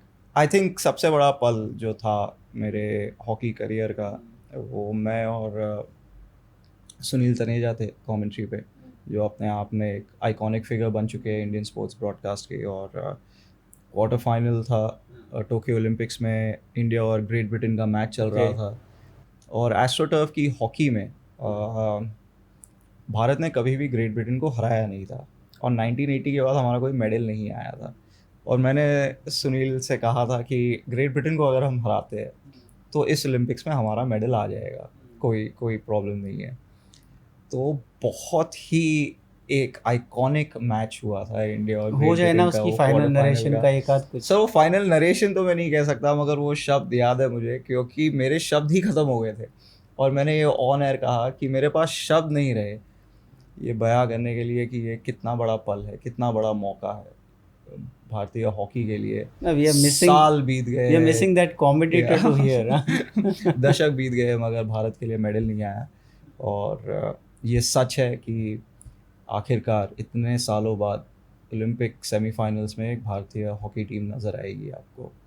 तो इट इज़ सेम लेवल जो यहाँ होता है क्रिकेट में, और ये लगा छक्का फाड़ के से नहीं सर, आसमान मैं चला गया, और ये बात तो वैसे ज़रूर से। कहना चाहूँगा कि हॉकी की हिंदी कमेंट्री जो होती है, हाँ कबड्डी की हिंदी कमेंट्री जो होती है, हाँ वो क्रिकेट से बहुत ज़्यादा आगे है। हाँ और ये मैं ज़िम्मेदारी के साथ कह रहा हाँ हूँ, हाँ मैं क्रिकेट बहुत कंज्यूम करता हूँ। हाँ, obviously everybody. I am not talking about English commentary, they are amazing, okay, they are really good thorough professionals and this and that, मगर हिंदी की जहाँ तक बात कर ली जाए या रीजनल लैंग्वेजेस की जहाँ तक बात की जाए, मुझे ये कहना होगा hockey, kabaddi, track and field, कई और स्पोर्ट्स, रेसलिंग भी मेरे जहन में है, बॉक्सिंग की बात कर ले आप, इन स्पोर्ट्स की कमेंट्री क्रिकेट से बहुत आगे है, बेहतर है। आई कैन रिलेट एक्चुअली, और I have observe that personally also. जी, मुझे यकीन है। इररिलेवेंट हिंदी में चलती है कमेंट्री, उसमें कुछ होता नहीं, मतलब वो अपनी शेरो पर्सनल शायरी, शेरो शायरी, पुराने किस्से, पर्सनल बातें कर रहे हैं, they are not talking about personal stats. बातें। और ये कभी कभार एक आधा बार ठीक चल लगती जाता है, चल जाता है, मगर otherwise I think you should stick to the I sport. remember in 2010 somewhere, Yeah. it used to be ball by ball commentary. Yeah. That okay, the player has जी, played a defense shot, yeah. and this is very nice stance, or ye wo, or this can be done. Hmm. Now it's going on. The play is Yeah. going on, and what you are commentary, what you are doing in commentary Yeah. is, भाई आपके ज़माने में वो होता था, याद है आपने ऐसा जी, किया जी, था, वो जी, किया जी, था, जी। what the fuck, why ये you are saying बहुत this? ज़्यादा होने लगा हाँ, है, और कईयों ने आलोचना भी की है इस Right. बात की। और मुझे नहीं पता कि इसमें सुधार होगा नहीं होगा, वो तो आने वाला समय ही बताएगा। it should be। होना चाहिए। ज़्यादा मगर बात उसके बारे में करो ना जो ग्राउंड पे हो रहा है। जो व्यूअर्स लिविंग वायरल का इंटरव्यू देख भी रहे हैं, हाँ। उनसे मैं कहना चाहूँगा कि कोशिश कीजिए या मौका दीजिए, बाकी स्पोर्ट्स की कमेंट्री सुनिए आप हिंदी में या अपने रीजनल लैंग्वेजेस में सुनिए, और मैं यकीन दिलाता हूँ आपको कि it's far better than the commentary that you would listen to in cricket. आप कुछ हम नहीं प्रो तो कबड्डी की तो सुनेंगे आपकी अब कमेंट। जी बिल्कुल, आप प्रो कबड्डी लीग हिंदी में सुनिए, आप वहाँ पे संजय बैनर्जी को सुनिए, सुनील तनेजा को सुनिए आप, बेहतरीन ब्रॉडकास्टर्स है, बेहतरीन कमेंटेटर्स है। प्रो कबड्डी का ही नरेशन दे दो ना कुछ। अरे सर नहीं हो पाएगा दो मुझसे लोग यार। लड़ रहे हैं उन्हीं का बता दो ना। कैसे बोलते हो ये, यार संदीप ने उठाया है इसको और ये पटक दिया नहीं, ऐसे मैं तो प्रो कबड्डी लीग तो इंग्लिश में कर रहा हूँ। खैर तो इंग्लिश में कर दो। सर नहीं हो पाएगा, आप प्लीज, वो आता नहीं है सर, वो अच्छा, that comes spontaneous very when it is spontaneous. Happening in front of you. Very spontaneous. अच्छा। मैं समझ रहा हूँ कि एज सिंगर्स यू एक्सपेक्ट कि आप कुछ गा के सुना दीजिए, मगर वो कमेंट्री में नहीं होता। यही वो होता एक है फर्क अंतर, एक प्रोफेशनल और Yes. अच्छा सिद्धू पाजी हो, मान लो सामने बैठे हो, आप उनसे कह दो तो वो अभी आपको आधी कमेंट्री सुना देंगे बिना मैच के। हो सकता है, शायद उनसे हो जाए, मुझसे नहीं हो पाएगा सर इसलिए। Even the mimic artist, if you Yeah. say some of them, if you ask them to mimic Ravi Yeah. Shastri, they have Yeah. entire situation to speak about. अपना अपना टैलेंट है सर, आई गेस। अच्छा, sports में किसी, आप since you have your coaching also, तो sports में किसी बंदे की मेंटल हेल्थ बनी रहे, या इसके लिए क्या करे बंदा? सर, ये मेंटल हेल्थ का जो आर्ग्यूमेंट है, हाँ. पिछले 15-20 सालों से चलते आ रहा है, और मुझे खुशी है इस बात को लेकर कि लोग मेंटल हेल्थ की बात कर रहे हैं। हाँ, आप सोचिए, एक बार सोच कर देखिए, आप एक एथलीट है, he is performing in front of hundreds and thousands in the stadium, and lakhs of people, crores of people are watching him on television. He is representing 1 billion people if he's playing for India or if he's representing India, लोग रुके हुए हैं Twitter पर उसे गाली देने के लिए कि यार तू, ये वो लोग हैं जिन्होंने ज़िंदगी में कभी स्पोर्ट नहीं खेला है but they have an opinion और वो जाहिर करना चाहते हैं सोशल मीडिया पर, पब्लिक प्लेटफॉर्म्स पर. Just imagine the pressure that person is having. मैं पर्सनली जानता हूँ, ऑब्वियसली मेरे खुद के टीममेट्स थे. Before a final, before a big match, before a high stakes game, their sleep pattern is disturbed. They have digestive issues. They have many सबको issues होते because हैं, of common stress. issues हैं काफी सारे. The pressure that an athlete is under is just enormous. मतलब Olympics में आप जा रहे हो, वहाँ पे you know you are up against the best in the world, the very best in the world, जो उतनी ही मेहनत करके वहाँ तक पहुँचे जितनी आपने की है, वरना वो वहाँ तक नहीं पहुँच पाते. ठीक है, उनके बीच आपको सिर्फ परफॉर्म नहीं करना है, आपको जीतना है. तो it takes a big toll on the mental health of athletes. मुझे बहुत खुशी है कि हॉकी की बात कर ले, there is a full time psychologist who is now attached with the team. Cricket में भी होने लगा है, बाकी स्पोर्ट्स में भी होने लगा है. जो इंडिविजुअल स्पोर्ट्स है, एथलीट्स खुद पर्सनली जो वो पैसे कमाते हैं वाया एंडोर्समेंट्स, वो खुद अब साइकोलॉजिस्ट रखने लगे हैं पर्सनली. मैं कहना चाहूँगा आपके माध्यम से बाकी एथलीट्स को भी कि प्लीज़ इस चीज़ को सीरियसली लीजिए. आपके परफॉर्मेंस में एनहांसमेंट आपको नज़र आएगा. ये अपने स्वार्थ के लिए ही कीजिए आप, मगर ध्यान दीजिए इस चीज़ पर, क्योंकि ये जब एकदम से फटेगा ना आपकी ज़िंदगी में, आपको समझ में नहीं आएगा आपके साथ हुआ क्या है. ठीक बात. सो इट्स बेटर दैट आप समझिए इस चीज़ को. देखिए, क्रिस्टियानो रोनाल्डो, लियोनेल मेसी, ये बेवकूफ़ नहीं है जो खुद पर खर्चा करते हैं. इनके अपने एक शेफ़ है, इनकी अपनी एक स्पोर्ट्स मेडिसिन की टीम है, इनका अपना एक फिजियो है, इनके साथ साइकोलॉजिस्ट चलता है. Then they are doing, तब जाकर वो सीज़न ऑन सीज़न उस तरीके की परफॉर्मेंस करते हैं. ये कोई इत्तेफाक या कोइंसिडेंस नहीं है.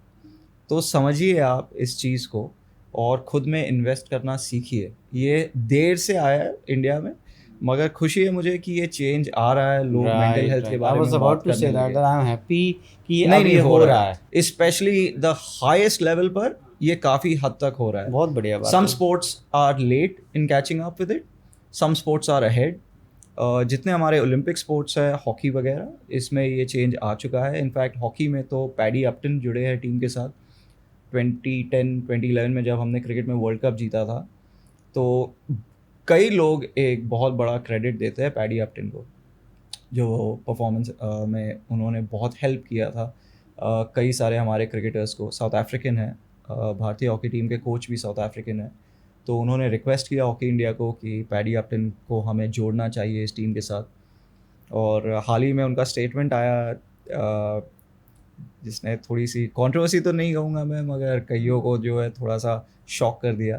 उन्होंने कहा कि हम मेंटल टफनेस की जब बात करते हैं इंडिया में, तो विराट कोहली और MS धोनी की बात होती है. मैं कहना चाहूँगा कि हॉकी टीम में हर एक बंदा एक MS धोनी है. हर एक बंदा विराट कोहली जितना ही फिट है या उससे ज़्यादा फिट है, और उससे ज़्यादा ही फिट है मैं जानता हूँ, मगर क्योंकि डिमांड्स अलग है स्पोर्ट के. मैं कंपेयर नहीं करना चाहता. क्रिकेट के फिजिकल डिमांड्स अलग है, हॉकी के फिजिकल डिमांड्स अलग है. मगर बहुत बड़ा स्टेटमेंट आया उनसे कि mentally hockey players are tougher. There is a huge difference. They are drinking black water. They are drinking काला पानी. काला पानी वो मैला वाला हो गया. नहीं, बहुत फ़र्क है सर. और जहाँ से आते हैं उसका भी फ़र्क पड़ता है. जी बिल्कुल. स्पोर्ट का भी फ़र्क पड़ता है. बहुत ही इंटेंस किस्म का एक स्पोर्ट है हॉकी. इंडिया जो है ओलंपिक जैसे बड़े बड़े टूर्नामेंट्स जो होते हैं, इनका प्रेशर कितना झेल पा रहा है और कितना झेल पाएगा? अगेन मैं एक डिफ्रेंशिएट करना चाहता हूँ कि कुछ स्पोर्ट्स है जो बेहतर कर रहे हैं, कुछ स्पोर्ट्स है जो ओलंपिक्स ये चीज़ क्या है इसे अब तक समझ नहीं पाए. हाई परफॉर्मेंस की एक एनवायरनमेंट होती है, एक जोन होता है. जब तक उसे आप क्रैक नहीं करते, जब तक आप उसे समझ नहीं पाते, आपकी परफॉर्मेंस नहीं आएगी. हॉकी, शूटिंग, रेसलिंग, कुछ हद तक बॉक्सिंग, ये वो स्पोर्ट्स है, अब कुछ हद तक track and field athletics Neeraj के आने के बाद जो समझ पा रहे वेट हैं कि lifting also I believe. Weight lifting up and down रहा है सर। एक दौर आता है जब हमारे लिफ्टर्स बहुत अच्छा करते हैं, उसके बाद कुछ नहीं होता, उसके बाद वापस अच्छा करते हैं, वो कंसिस्टेंसी नहीं है, इट्स हॉट एंड कोल्ड। मगर ये जो 4-5 स्पोर्ट्स है ये समझ पा रहे हैं कि हाई परफॉर्मेंस स्पोर्ट के डिमांड्स क्या है, हमें किस तरीके से आगे बढ़ना चाहिए। बाकी स्पोर्ट्स अब तक ये नहीं समझ पा रहे हैं, तो आपको ओलंपिक्स में तब तक मेडल नहीं आएगा जब तक आप समझेंगे नहीं। Badminton is another sport which is doing well, Pullela Gopichand के चलते इसीलिए हमारे बैडमिंटन में मेडल्स आए हैं पिछले कुछ ओलंपिक्स में। मगर कई सारे स्पोर्ट्स बहुत पीछे चल रहे हैं, उन्हें समझना होगा कि ये तुक्का नहीं लगने वाला। आपको संगठित रूप से काम करना पड़ेगा, ऑर्गेनाइज होकर काम करना पड़ेगा सालों तक, तब जाके आपको एक रिजल्ट मिलेगा। एक कोच के पर्सपेक्टिव से समझना चाहेंगे कि इंडियन एजुकेशन सिस्टम में वो कौन से नेसेसिटी वो चीज़ें चेंज होनी चाहिए, नेसेसरी चीज़ें, कि जहाँ से ना रूट लेवल से ही चीज़ें बदलना शुरू हों। जी सर, ये बहुत बड़ा सवाल पूछा है आपने, और मैं आई एम लाफिंग क्योंकि ये एक ट्रेजेडी है इंडिया की कि हमारे पास स्पोर्टिंग कल्चर बिल्कुल नहीं है। इनफैक्ट मैं आगे बढ़कर ये बात कहना चाहूँगा कि इंडिया की जो एलीट है वो एंटी स्पोर्ट है। हम नहीं चाहते कि हमारे बच्चे एथलीट्स बने, हम ये सपने ही नहीं देखते कि मेरा बच्चा है जो ओलंपिक में इंडिया के लिए गोल्ड मेडल लाएगा। हम चाहते हैं कि हमारे बच्चे इंजीनियर बने, डॉक्टर बने, आईएएस बने, वगैरह वगैरह। उस फहरिस्त में एक एथलीट बनने का जो एक सपना है जो पेरेंट्स देखते हैं वो बहुत नीचे है। जब तक ये नहीं बदलेगा, इसे स्पोर्टिंग कल्चर बोलते हैं। आप यूएसए चले जाए, आप ऑस्ट्रेलिया चले जाए, वहाँ पर पेरेंट्स चाहते हैं कि मेरा बच्चा अगला माइकल जॉर्डन बने, मेरा बच्चा माइकल फेल्प्स का रिकॉर्ड तोड़े।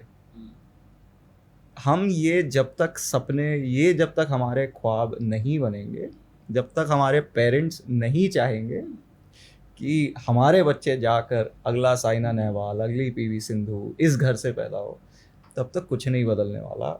हमारे स्कूल्स का बहुत बुरा हाल है।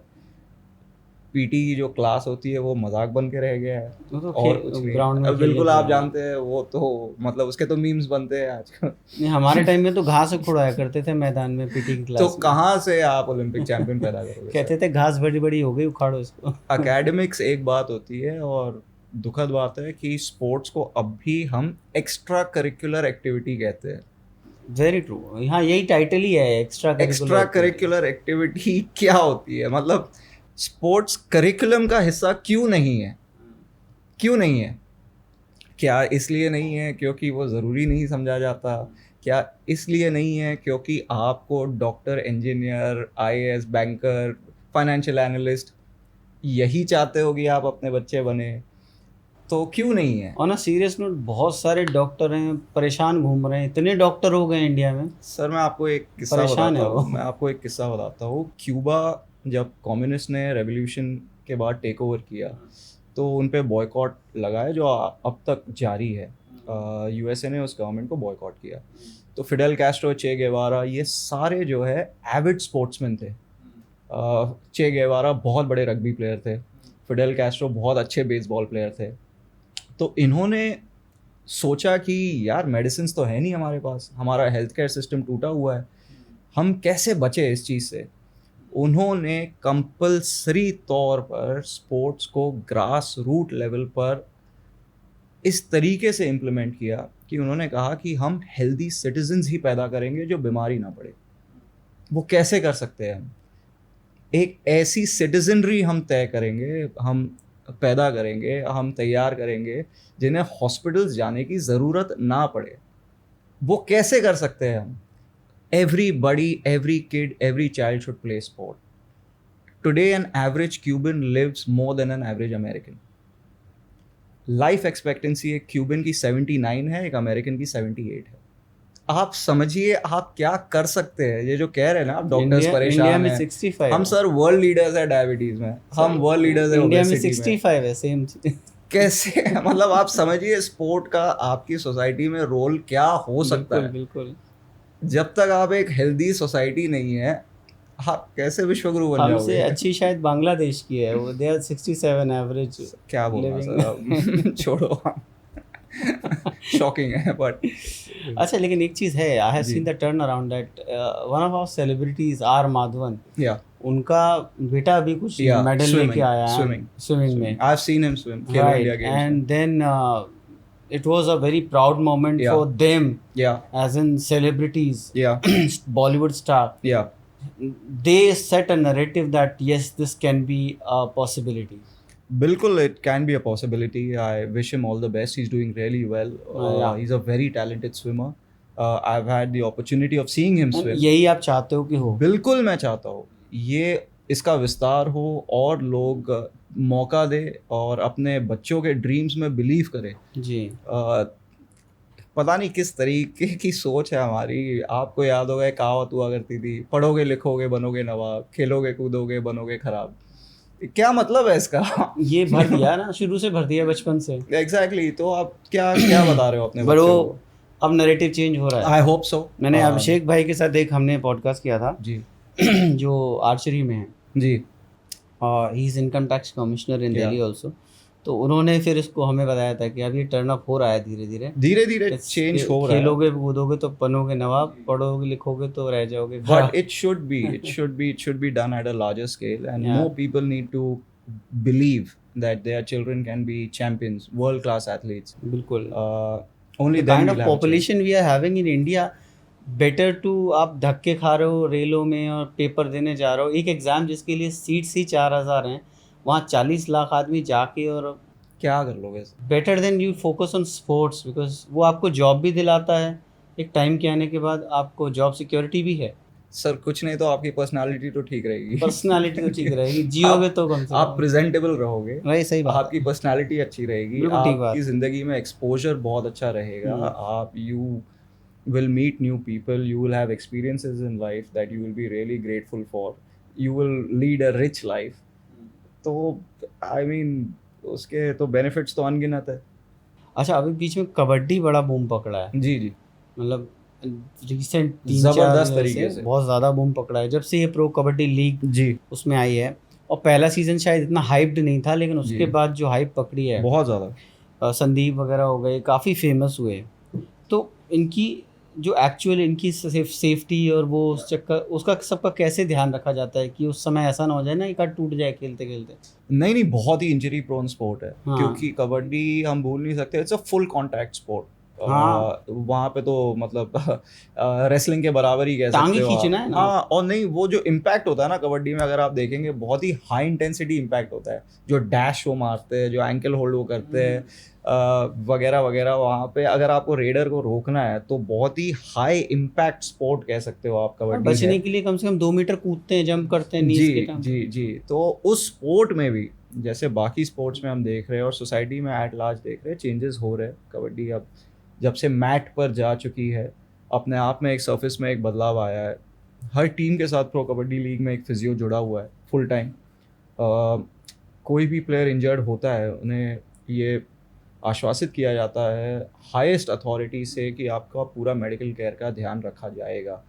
और कुछ एक आध सीज़न पहले एक हेड इंजरी हुई थी एक बहुत बड़े प्लेयर को कबड्डी में, प्रो कबड्डी लीग में। He is made a come back and he is today one of the best players in the league. So there is a change and players are being taken care of. Dieticians है team के साथ, physios तो है ही, doctors जुड़े हुए हैं team के साथ, तो it's a good ecosystem. Nice. There are some other issues with kabaddi, but this is not one of them. Hockey India premier league में आप चूंकि आप कोच भी हो जी, तो what you say some players, 3 of them may be, कौन से ऐसे प्लेयर्स हैं जो सुपरस्टार्स बनने वाले हैं, wow. इनमें आपको पोटेंशियल दिखता है? पोटेंशियल आने वाले सालों में, हाँ। आने वाले सालों में मेरे ख्याल से मेरी टीम में एक लड़का है अर्शदीप सिंह, उसे देखिएगा आप। पिछले साल सबको एक वाला याद है, अर्शदीप। नहीं नहीं नहीं नहीं नहीं वो नहीं, ये दूसरे अर्शदीप सिंह है। पिछले साल के हॉकी इंडिया लीग में बेस्ट जूनियर प्लेयर का खिताब जीता था उन्होंने। अच्छा। ऑलरेडी इंडियन जूनियर्स के लिए वो वैसे ही खेल रहे हैं। मेरे ख्याल से he is going to have a very very big Bright career, future. Very bright future. 2-3 और खिलाड़ी है जिन पर आपको नज़र रखनी चाहिए। एक्चुअली बहुत है, उनको 2-3 में समेटना जो हाँ, है हाँ. वो Will be an मुश्किल है। injustice, I think, as a Will be coach a is injustice. will be a injustice. You name those three and others will be disappointed. Why Yeah, my name is not exactly. So taken. exactly. So I it's can better we understand move on. Phone आ जाएंगे sir. अरे sir आपने हमारा नाम लिया नहीं। अच्छा, ये FIH लेवल 2 सर्टिफिकेशन क्या है? लेवल 3 और लेवल 4 का एग्ज़ाम मैं देने जाने वाला हूँ। हाँ. तो जैसे आप SSC देते हैं, HSC देते हैं, CBSE बोर्ड देते हैं, ग्रेजुएशन करते हैं, वैसे कोचिंग में भी क्वालिफिकेशंस देनी पड़ती है आपको। अच्छा. आप पहले कम्युनिटी लेवल के कोच बनते हैं स्कूल्स कॉलेजेस के, फिर यूनिवर्सिटी लेवल के कोच बनते हैं, फिर जूनियर नेशनल टीम्स को कोच कर सकते हैं, फिर नेशनल टीम्स तक पहुंचते हैं या टॉप क्लब्स तक पहुंचते हैं। तो सर्टिफिकेशंस या क्वालिफिकेशंस आप अपने होम फेडरेशन के साथ स्टार्ट करते हो। Hockey India basic level 1 level 2 3 levels होते हैं हॉकी इंडिया के। आप जब वो पास करते हो या उसके थ्रू आप जाते हो, तब आप FIH पे पहुंचते हो, जो हॉकी का ICC या फीफा की इक्विवेलेंट है। It's the global body that runs hockey globally. तो लेवल 1 लेवल 2 लेवल 3 लेवल 4 ये FIH में है? ये FIH में है। अच्छा. That's So how it highest is works. level 3. No, highest is level 5 actually. Highest is level 5, मगर level 5 सब करते नहीं है। अब मुझे अगर एक, क्योंकि level 5 जो है वो ज़्यादातर जो लोग करते हैं वो हाई परफॉर्मेंस डायरेक्टर के लिए करते हैं। बहुत लोगों को हाई परफॉर्मेंस डायरेक्टर नहीं बनना है और वो चीफ कोच पे खुश है। वो चीफ डायरेक्ट कोच माने लेवल 4 तक? हाँ, लेवल 4 तक। लेवल 3 पर भी लोग चीफ कोच बनते हैं। उन्हें नहीं लगता कि उन्हें लेवल 4 करना चाहिए। जैसे अगर मेरा MPhil हो गया है, मुझे नहीं लग रहा कि मुझे PhD की ज़रूरत है। It's another degree in its another degree in your kitty. उस तरीके से क्वालिफिकेशंस कोचिंग में भी होते हैं। बैक देन वाली चीज़ एक हो गई हॉकी की और एक आज की। आपको क्या लगता है इंटरनेशनल हॉकी की इमेज अब कैसी है? ज़बरदस्त है इंटरनेशनली ज़बरदस्त है। इंटरनेशनल हॉकी मेन और वुमेन दोनों ही sport they are doing very well. Olympic movement का एक बहुत अहम हिस्सा है। जितने टॉप फुटबॉल प्लेइंग नेशंस है, ब्राज़ील को छोड़कर सारे टॉप हॉकी प्लेइंग नेशंस है, सारे के सारे। स्पेन की बात कर ले आप, अर्जेंटीना की बात कर ले आप, नेदरलैंड्स की बात कर ले, जर्मनी की बात कर ले, USA की वुमेन्स टीम बहुत अच्छी है। ये भी होता है हॉकी में, जहाँ पर कुछ देश है जहाँ पे मेंस टीम बहुत अच्छी है, वुमेन्स टीम उतनी अच्छी नहीं है। कुछ देश है जिनकी दोनों टीमें बहुत अच्छी है। कुछ देश है जैसे USA, उनकी वुमेन्स टीम बेहतरीन है, मेंस टीम उतनी अच्छी नहीं है। तो hockey is a global sport, hockey is a deep rooted sport, community sport है ये। जैसे यूरोप अगर आप चले जाए, पूरा परिवार पूरी कम्युनिटी एक क्लब के साथ जुड़ी रहती है। तो इट्स अ ब्यूटीफुल स्पोर्ट जिसकी रीच और स्पैन जो है अक्रॉस द कॉन्टिनेंट्स है, और people across languages countries play the sport. So it's a fantastic sport. और ओलंपिक्स में ट्रैक एंड फील्ड के बाद टिकट्स सेल्स की अगर आप बात करेंगे, one of the highest ticket sales hockey में होते हैं। So people don't know it, but yeah it's good that they know. आपके माध्यम से मैं बताना चाहूँगा। एक चीज़ और बताओ जी, हम लोगों को हर स्पोर्ट्स में पाकिस्तानियों को हराने में मज़ा क्यों आता है? आप हॉकी में भी बोल रहे हो हम हरा देते हैं। मुझे नहीं पता सर, क्योंकि if I want to be the best, हाँ, I want to beat the best, right. अब हम सब जानते हैं हमारी क्रिकेट टीम उनसे बहुत बेहतर है। हम सब जानते हैं हमारी वुमेन्स क्रिकेट टीम उनके वुमेन्स क्रिकेट टीम से बहुत बेहतर है। तो हम पता नहीं क्यों वहाँ हॉकी में शायद भी बेटर है। हॉकी में भी बेटर है। हॉकी में भी हम काफ़ी समय से अब हारे नहीं हैं उनसे। हॉकी में in fact I think the gap is wider than cricket. हाँ, हम I think it's wider than cricket. So yeah I don't know the answer to that question honestly.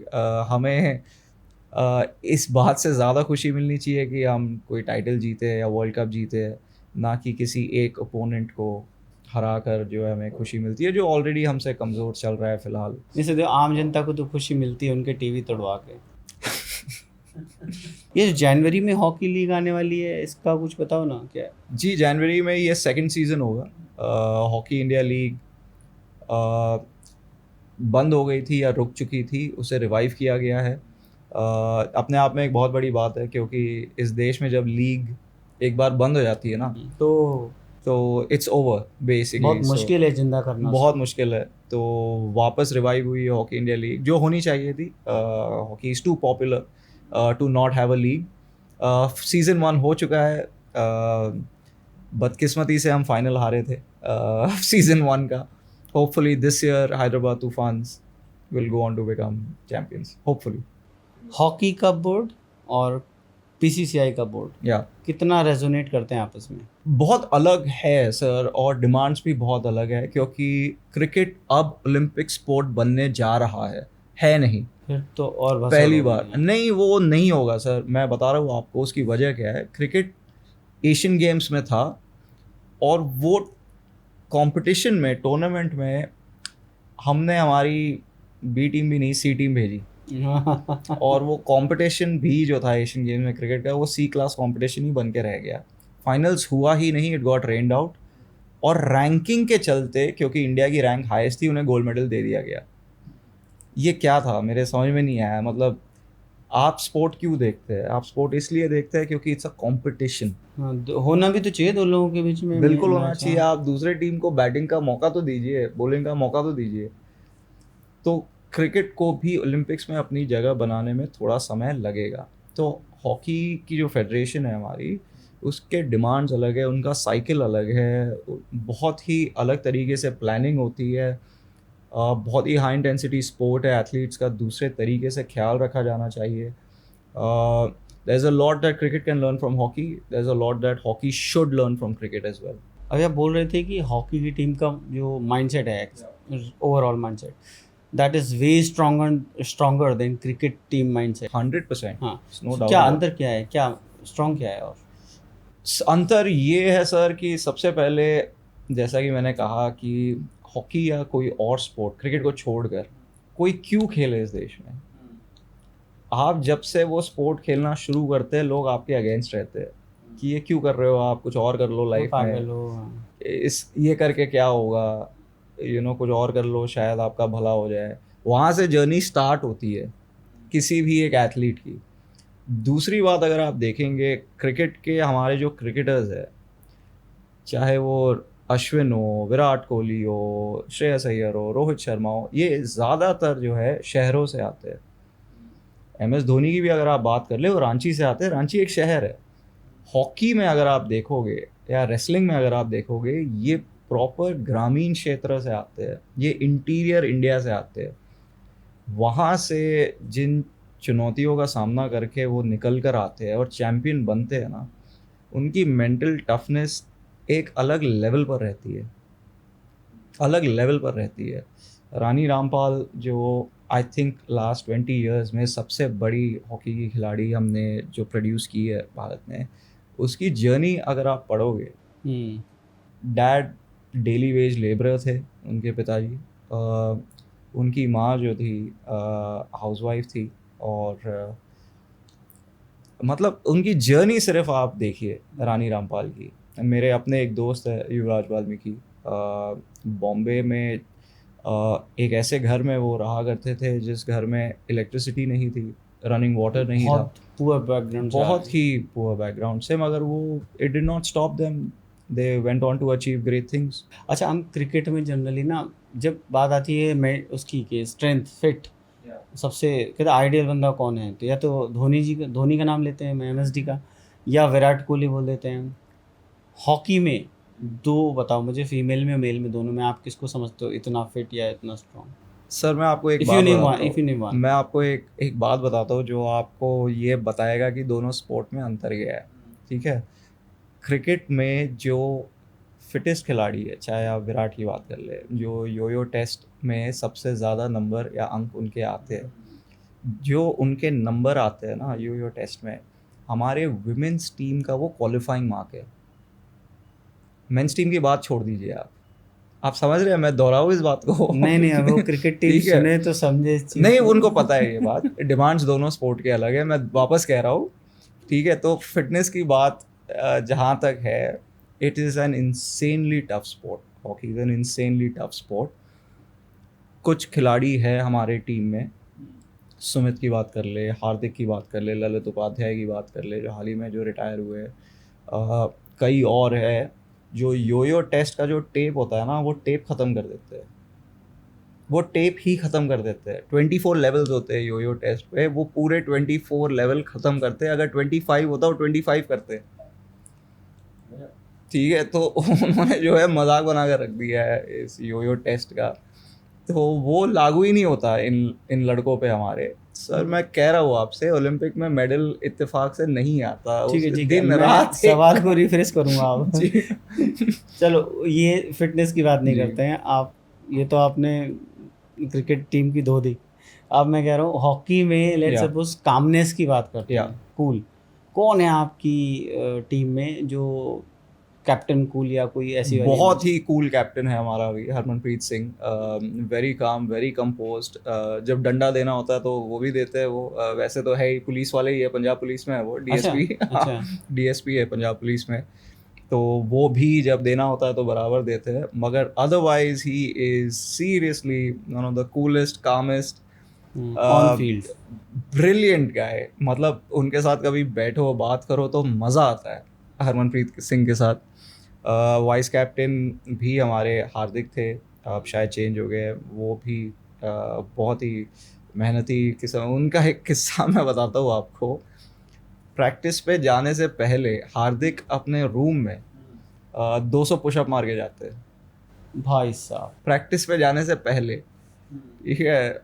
मतलब they are at a different level right now, and that is why we are getting results. You know, back to back medals जो आए Olympics में hockey में, वो ऐसे ही नहीं आए हैं। बहुत ही संगठित रूप से काम किया गया है, अनबिलीवेबल मेहनत की गई है इन खिलाड़ियों से, तब जाकर मेडल आया है हमारा।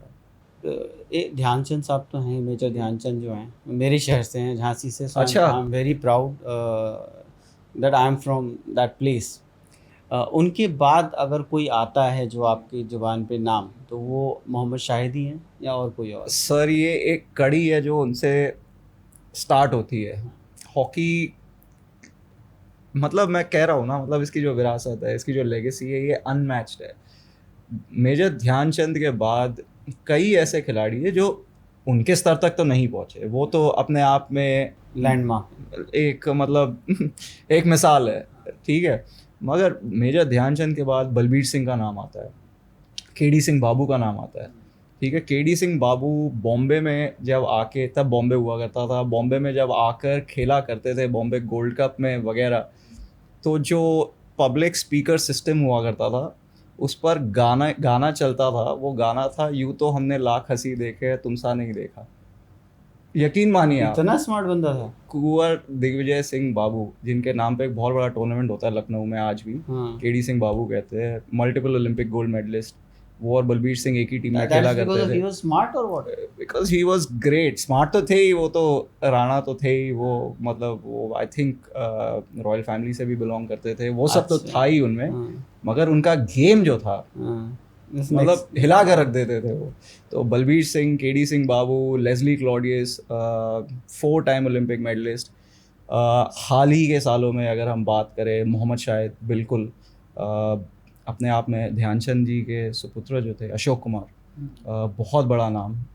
उन्होंने विनिंग गोल दागा हमारा पाकिस्तान के खिलाफ कोलालमपुर में 1975 वर्ल्ड कप में। He scored the winning goal.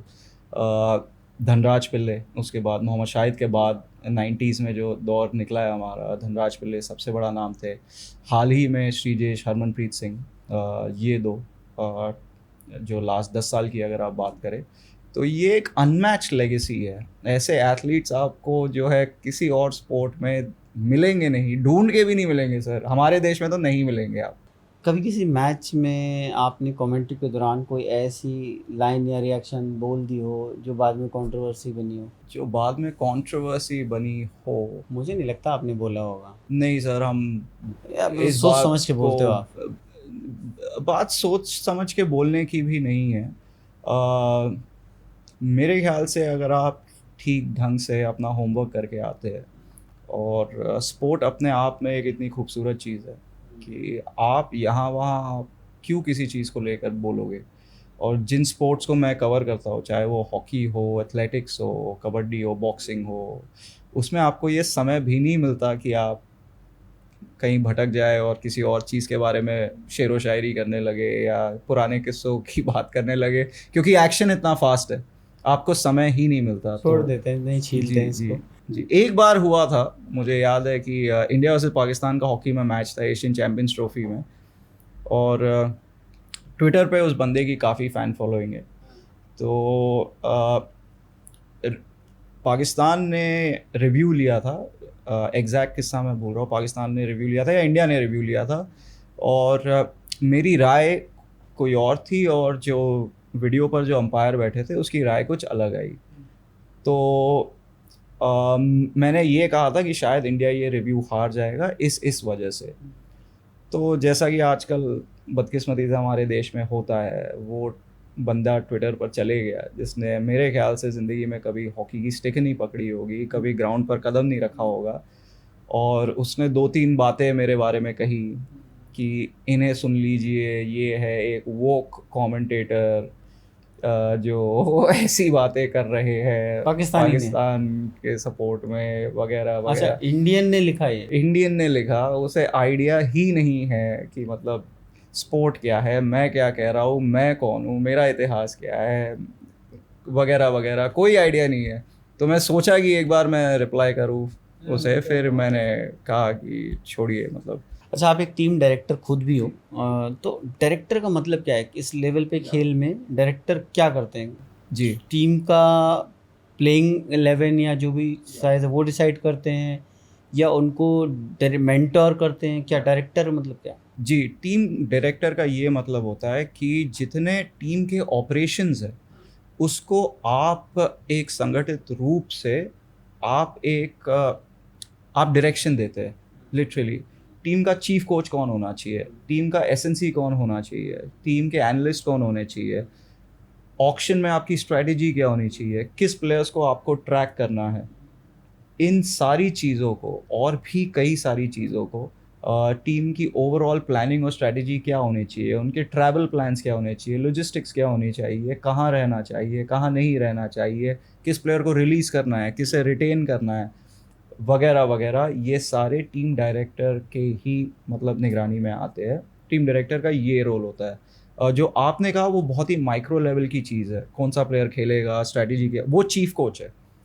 That is the role of the coach, which player should play, which player should not play, इस मैच में हमारी स्ट्रैटेजी क्या होनी चाहिए, कैसे खेलना चाहिए, अप्रोच कैसा होना चाहिए, वो कोच की है। एक मैक्रो लेवल पे जो प्लानिंग होनी चाहिए टीम के इर्द गिर्द, रहना कहाँ है, करना क्या है, किसे अपॉइंट करना है, किसे फायर करना है, किसे रिटेन करना है, रिलीज़ करना है, ऑक्शन आने वाला है, ये सारे टीम डायरेक्टर के रोल होते हैं।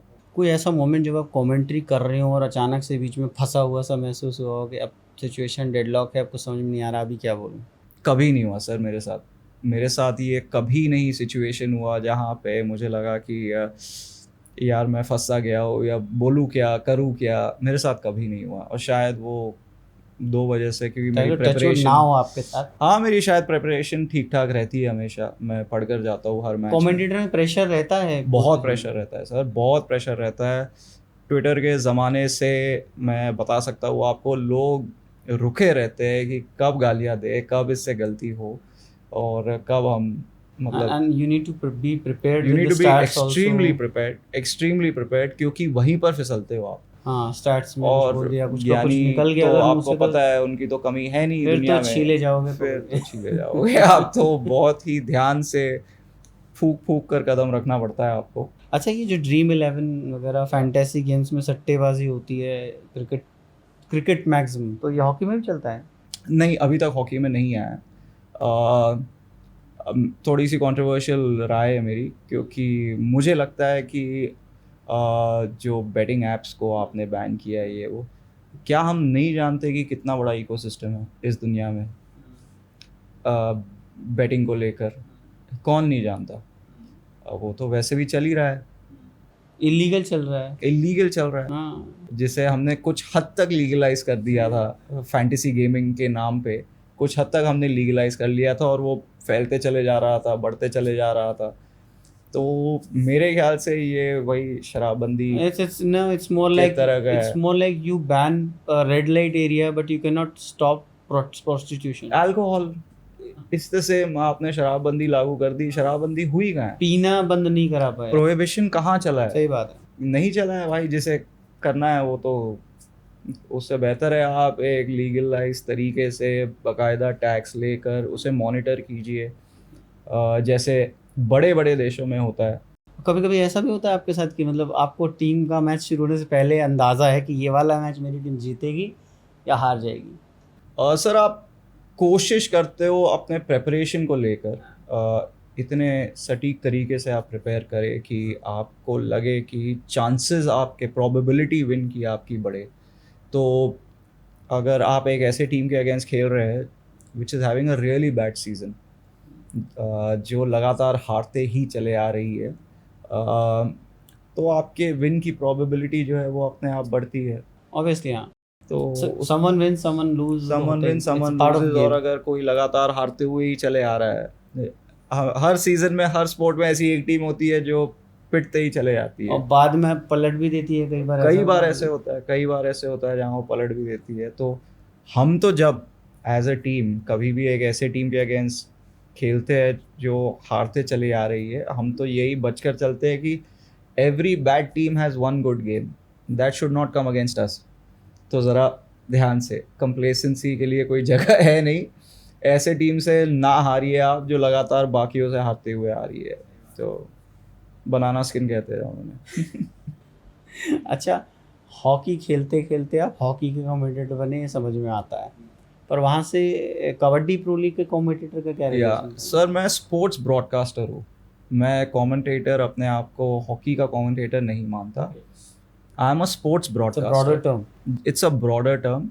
आप कबड्डी कह लीजिए, आप एथलेटिक्स कह लीजिए, आप क्रिकेट कह लीजिए, आप फुटबॉल कह लीजिए। मैं अब 3 ओलंपिक गेम्स कवर कर चुका हूँ, मैं एशियन गेम्स कवर कर चुका हूँ, कॉमनवेल्थ गेम्स कवर कर चुका हूँ। आईपीएल को छोड़कर कोई ऐसी लीग, अच्छी लीग नहीं रह गई इस देश में। आईएसएल, पीकेएल, एचआईएल, बैडमिंटन जो मैंने कवर ना की हो। आईपीएल कवर करेंगे आप कभी? मौका मिलेगा तो सर बिल्कुल देखेंगे, अगर हो सके तो क्यों ना करेंगे। हमें भी अच्छी कमेंट्री सुननी है एक बार। आपकी टैगलाइन है, आपने इंस्टा पे लिख रखी है कि if you know the why you can live any how. या तो थोड़ा समझा दो उसको, क्या है? अगर आपको अपने ख्वाब पर, अगर आपको अपने सपनों पर यकीन है, तो चाहे कोई भी सर्कमस्टेंसेस हो, चाहे कितनी भी चुनौतियां आपके सामने आए, कितनी भी कठिनाइयों का सामना करना पड़े आपको, आप उसे झेल लेते हो। तो उसका जो सार है वो ये है कि अगर आपको खुद पर और अपने सपनों पर, अपने ख्वाब पर पूरा यकीन है, तो चाहे आपको कुछ भी झेलना पड़े, आप उसे झेल कर, उस परिस्थितियों को जीत कर आगे बढ़ेंगे। और गीता वाली लाइन रेजोनेट करती है, कर्मण्येवाधिकारस्ते मा फलेषु कदाचन। जी बिल्कुल करती है। और अच्छा, कोई फेलियर है जो आप हंसी हंसी में याद करते हो कभी की? फेलियर, सर मैं तो मानता हूँ कि इंसान फेलियर से ही सीखता है। मैं बता रहा हूँ आपको, मतलब Which is Jeet again true. आपको नहीं सिखाती कुछ है, नहीं जीत सिखाती है। आपको कंप्लेसेंट बनाती है। आप हारते हो तभी सीखते हो, उस सीख से आप जिंदगी में आगे बढ़ते हो। तो कईयों की तरह I am sure like everybody else in this room, I have also one and lost in life, but the loss has taught me more than my victories for sure. और मैं कहना चाहूँगा कि अपने हार से डरिए मत, सही सबक सीखिए और आगे बढ़िए, क्योंकि हार ही सिखाती है। आपको एज एन कोच हटा देते हैं अभी के लिए, या मतलब वहाँ से नहीं, कैरेक्टर से, या और फिर पूछा जाए कि आप किसी एक बंदे के फ़ैन हो तो किसके हो? ओ सर क्या बात पूछ ली आपने, कहाँ से शुरू करूँ मैं? मतलब इतने लोगों से प्रेरणा ली है मैंने। आज क्योंकि आपने मुझे ये सवाल पूछा है, तो सबसे पहला नाम जो मेरे जहन में है वो मोहम्मद अली का नाम है। ठीक है। सबसे बड़े बॉक्सर थे, और जो जिस तरीके की ज़िंदगी रही थी अब रियल लाइफ में बता दो, हॉकी हो गया ओवरऑल। वाओ।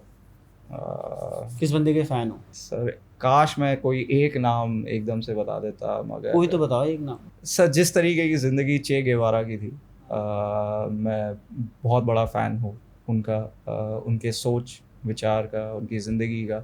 और अगर आप कहोगे कि मतलब यू नो आप शायद आप कल ये सवाल मुझसे पूछे तो मैं किसी और का नाम लूँ, हाँ, दैट मगर क्वाइट पॉसिबल, ठीक हाँ है। क्योंकि आपने पूछा है तो स्पोर्ट में जो मोहम्मद अली थे, बहुत बड़े बॉक्सर थे। उनके क्रिकेट में? क्रिकेट में सचिन तेंदुलकर, मैं 90s का बहुत बड़ा फ़ैन हूँ, हाँ, तो एवरीबॉडी इज। उनको देखकर मैं बड़ा हुआ और बॉम्बे में ही पैदाइश परवरिश व्हाई हुई नॉट मेरी। Sehwag, Ganguly and Rahul Dravid? Why not Sehwag, Ganguly and the others, क्योंकि मेरे लिए सबसे बड़ी बात थी, जो दो चीज़ें थी जो सचिन तेंदुलकर को दूसरों से सेपरेट करती है, वो ये थी कि उनके इर्द गिर्द जो टीम थी ना, वो बहुत अच्छी टीम नहीं थी हमारी 90s में। बात तो ठीक। जो प्रेशर में उन्होंने खेला है वो कमाल का था। जब वीरेंद्र सहवाग आए टीम में या गांगुली के पास जो टीम थी वो बेहतर टीम्स थी, वर्ल्ड कप फाइनल्स पहुंचे हम, ये वो। मगर सचिन जिस दौर में खेले थे हमारी टीम बहुत अच्छी नहीं थी, फिर भी ये यकीन था कि सचिन जब तक क्रीज पर है भारत ये मैच निकाल सकती है, हम ये मैच जीत सकते हैं, चाहे वो कोई भी सिचुएशन हो। ये उनके काबिलियत के बारे में भी बहुत कुछ कहता है, क्योंकि 90s का जो दौर था वो एक गोल्डन पीरियड था बॉलर्स के लिए भी। उस दौर में जो बॉलर्स देखे हमने, अरे बवाल। Walsh, Ambrose, Shane Warne, Glenn McGrath, Wasim आज अकरम, के उन्हीं वकार से कोचिंग यूनिस। ले रहे हैं सब। अरे सर कोई तुलना ही नहीं है, कोई तुलना ही नहीं है। मतलब मैकग्रा की बॉल जब आती थी, ग्लेन मैकग्रा की बॉल क्या आती थी, या तुलना है, शोएब ब्रेटली की अख्तर बात भले कर ले, पाकिस्तान से हो, लेकिन जब उनकी बॉल आती थी तो वसीम अकरम सर, वसीम विजर्ड, अकरम, हाँ। Absolute true wizard. True true, Muralidharan very की ट्रू, बात कर ले वेरी आप, ट्रू। ये मतलब इनक्रेडिबल बॉलर्स। मुरलीधरन साहब की तो अलग कहानी है। हाँ उनको कहते हैं वो तो मुंह ही इतना डेंजरस बनाते थे कि बल्लेबाज डर जाता था कि मैं क्या करूं, हट जाऊं, खेलूं नहीं खेलूं। मतलब कमाल के बॉलर्स बॉल थे, से तो पहले डरा दिया करते थे वो। उन बॉलर्स को उन्होंने फेस किया है, तो Sachin for me is the best. The best. चलो हम एक रैपिड फायर की तरफ बढ़ रहे हैं। जी जी। आपको एक एक वर्ड में जवाब देना है, ठीक है? एग्रेसिव क्या है, हॉकी या क्रिकेट? हॉकी, मतलब कोई कंपैरिजन नहीं है उसमें, है। ठीक। कौन सा खिलाड़ी आपको सबसे एनोइंग लगता है?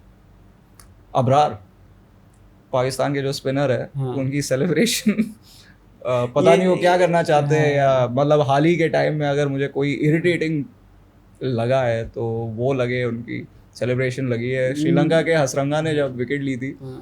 तब अच्छा मिमिक किया था उन्हें। बट वो तो अपने देश के लिए खेल रहा था ना, ऐसे करके खेल रहा था वो। नहीं नहीं, वो वाली वो दूसरे अच्छा ये वाला। I have no clue what is up. Oh. Really annoying, really irritating and annoying. नहीं, वो अलग कम्युनिटी से बिलोंग करने लग गए उसके बाद से। एनीवेज, हमारे यहाँ कहते हैं घुंघरू सेठ। अच्छा। मीम्स चल रहे हैं इंटरनेट पे।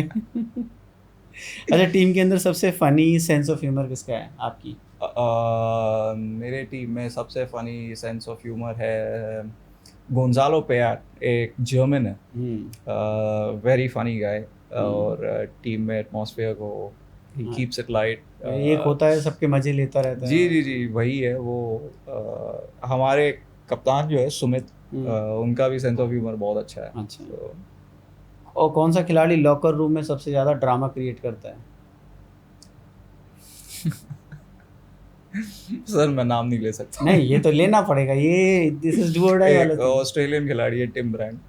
आपने सेवर राइट खेल दिया कि वो ऑस्ट्रेलिया से आएगा नहीं। नहीं नहीं नहीं नहीं, वही है। बाकी हमारी टीम काफी सॉर्टेड है सर, बहुत अच्छी टीम है हमारी। ड्रामा हर टीम में एक ना एक बंदा होता है ड्रामा क्वीन। हाँ वही है, ऑस्ट्रेलियन है, उसका नाम है टिम ब्रांड। सबसे तगड़ा कॉम्प्लीमेंट आपको क्या मिला आज तक? That I look like Roger Federer. Is it?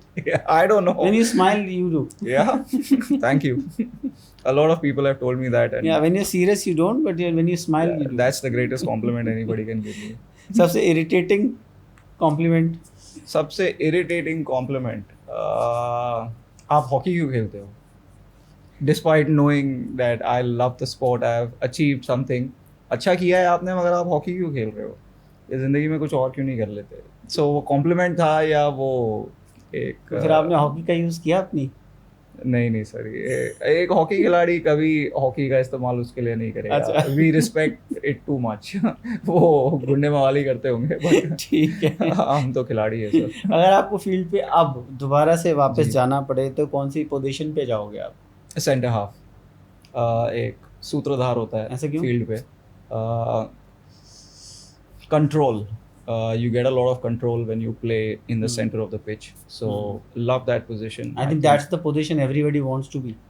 Possibly it's a very demanding position. क्योंकि आपको अटैक में भी जाना है, डिफेंस में भी जाना है, प्रेशर भी आप ही रिलीव करते हो, डिस्ट्रीब्यूट भी आप ही करते हो, क्रिएटिव फल्क्रम भी टीम के आप हो. Why not the goalkeeper? Great question. Actually मैं गोलकीपर ही कहने वाला था. फिर क्यों चेंज किया? कैमरा ज़्यादा सेंटर हाफ पे रहता है और nobody blames him for losing. Goalkeeper उसकी बधाई ज़्यादा जाएगी बाद में. कोई मैच देखकर आपको ऐसा लगा कि अगर मैं इसमें खेल लेता तो जितवा देता? अरे सर, हर क्रिकेट मैच में लगता है. मजाक कर रहा हूँ, ऐसे नहीं होता. But no, I genuinely appreciate the fact that athletes work very very hard to represent our country. और किसी को भी ये गलत फहमी नहीं होनी चाहिए कि अगर वो वहाँ होते तो वो हमें मैच जितवा देते. मेरे को भी हो गई थी. अभी अभिषेक शर्मा आउट हुआ फाइनल एशिया कप में, एक वक्त मुझे लगा मैं होता तो जितवा देता, भले बल्ला पकड़ना ना आता. नहीं, मुझे भी ऐसा लगता है. But no, we should be very respectful. We should indeed. Of where they are. They have because done they best deserve in to their be there. category, right? Absolutely. एक ऐसी बात जो लाइव मैच के time पे आप नहीं बता पाते एज एन कमेंटेटर? बहुत सी चीज़ें सर, बहुत सी चीज़ें. जब बैकग्राउंड में कुछ हो रहा है, फॉर एग्जांपल कई ऐसे खिलाड़ी हैं जो परफॉर्म नहीं कर पाते क्योंकि वो इंजरी को छिपा कर खेलते हैं. और हमें वाया ये बात पता चलती है क्योंकि हम उस इकोसिस्टम का हिस्सा है कि आप बोल भी नहीं सकते. हम बोल नहीं सकते. अब मेरे को-कॉम वो बात बोले जा रहे हैं कि यार सुरेंद्र अच्छा नहीं खेल रहे. आप वजह जानते हो, आप बोल नहीं सकते. तो सामने वाली टीम उसका फायदा ले हो सकता है. बिल्कुल सर, कुछ नहीं छिपता. हर टीम के साथ एक एनालिस्ट होता है.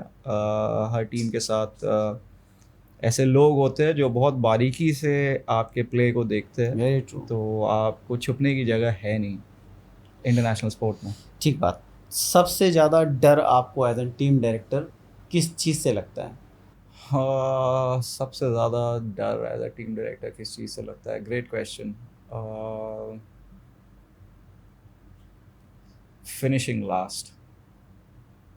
That really scares me. Finishing of the game, right? Finishing last in the tournament. League में आखिरी पायदान पर समाप्त करना. That really gives me sleepless nights. Okay. Luckily last season we were runners up. We lost the final by 1 goal, so we were very far from the bottom of the table. But finishing last really scares me. It really does. It gives me sleepless nights. All right. Something additional if you would like to comment, because we are done with the questions, we are done with the rapid fires. Something you want to comment on the sport, because you have been a prominent name in hockey and you have been a commentator also. तो कुछ कहना चाहोगे आप on camera? I would love to tell Indian viewers that please do not only watch or please do not only support Indian sport once in 4 years जब Olympics आते हैं. जहाँ पे हम देखते हैं कि व्यूअरशिप बहुत बड़ा जंप लेती है. ओलंपिक्स के टाइम पर, एशियन गेम्स के टाइम पर बहुत लोग जुड़ते हैं खेल के साथ. मगर जब ओलंपिक्स समाप्त होते हैं या एशियन गेम्स ख़त्म हो जाते हैं, उसके बाद जो है हम एथलीट्स के जर्नी को ट्रैक नहीं करते.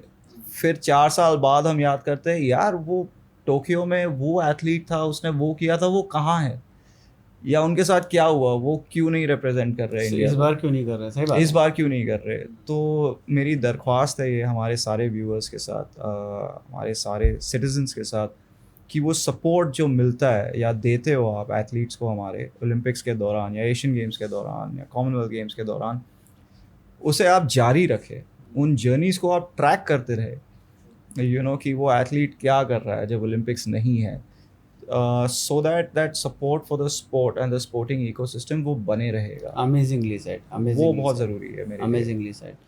So the viewers, please we request on the behalf of Siddharth भाई कि आप लोग ऐसे एथलीट्स को जो हमारे कंट्री के लिए कुछ कर रहे हैं, रेगुलर सपोर्ट करते रहें. Let's not rush behind the just local influencers doing nothing for sake. If the people doing for country, they should be celebrated every day. तो उनके लिए करते रहें. और thank you so much Siddharth भाई. Absolute pleasure. Absolute pleasure. Talking to you. I hope we do this again. मजा आया बात करके आपसे और बहुत कुछ सीखने को मिला होगा जी. जिनको सीखना होगा उनके लिए. देखते हैं. So thank you so much. It was Pleasure. lovely having you on the show. Thank you so much. Cheers. आज लिविंग वायरल के स्टूडियोज़ में हम आए थे, सुरेंद्र भाई से बात की, उनके पूरे टीम से मुलाकात की, बहुत मज़ा आया. आई होप आप लोग सब उनके यूट्यूब चैनल पे सब्सक्राइब करेंगे, लाइक करेंगे और इस वीडियो को शेयर करेंगे. लिविंग वायरल के साथ बने रहिएगा क्योंकि ये आपके लिए बेहतरीन कंटेंट लेकर आएंगे, यकीन है मुझे. और I hope even I have an opportunity to interact with them again. Thank you.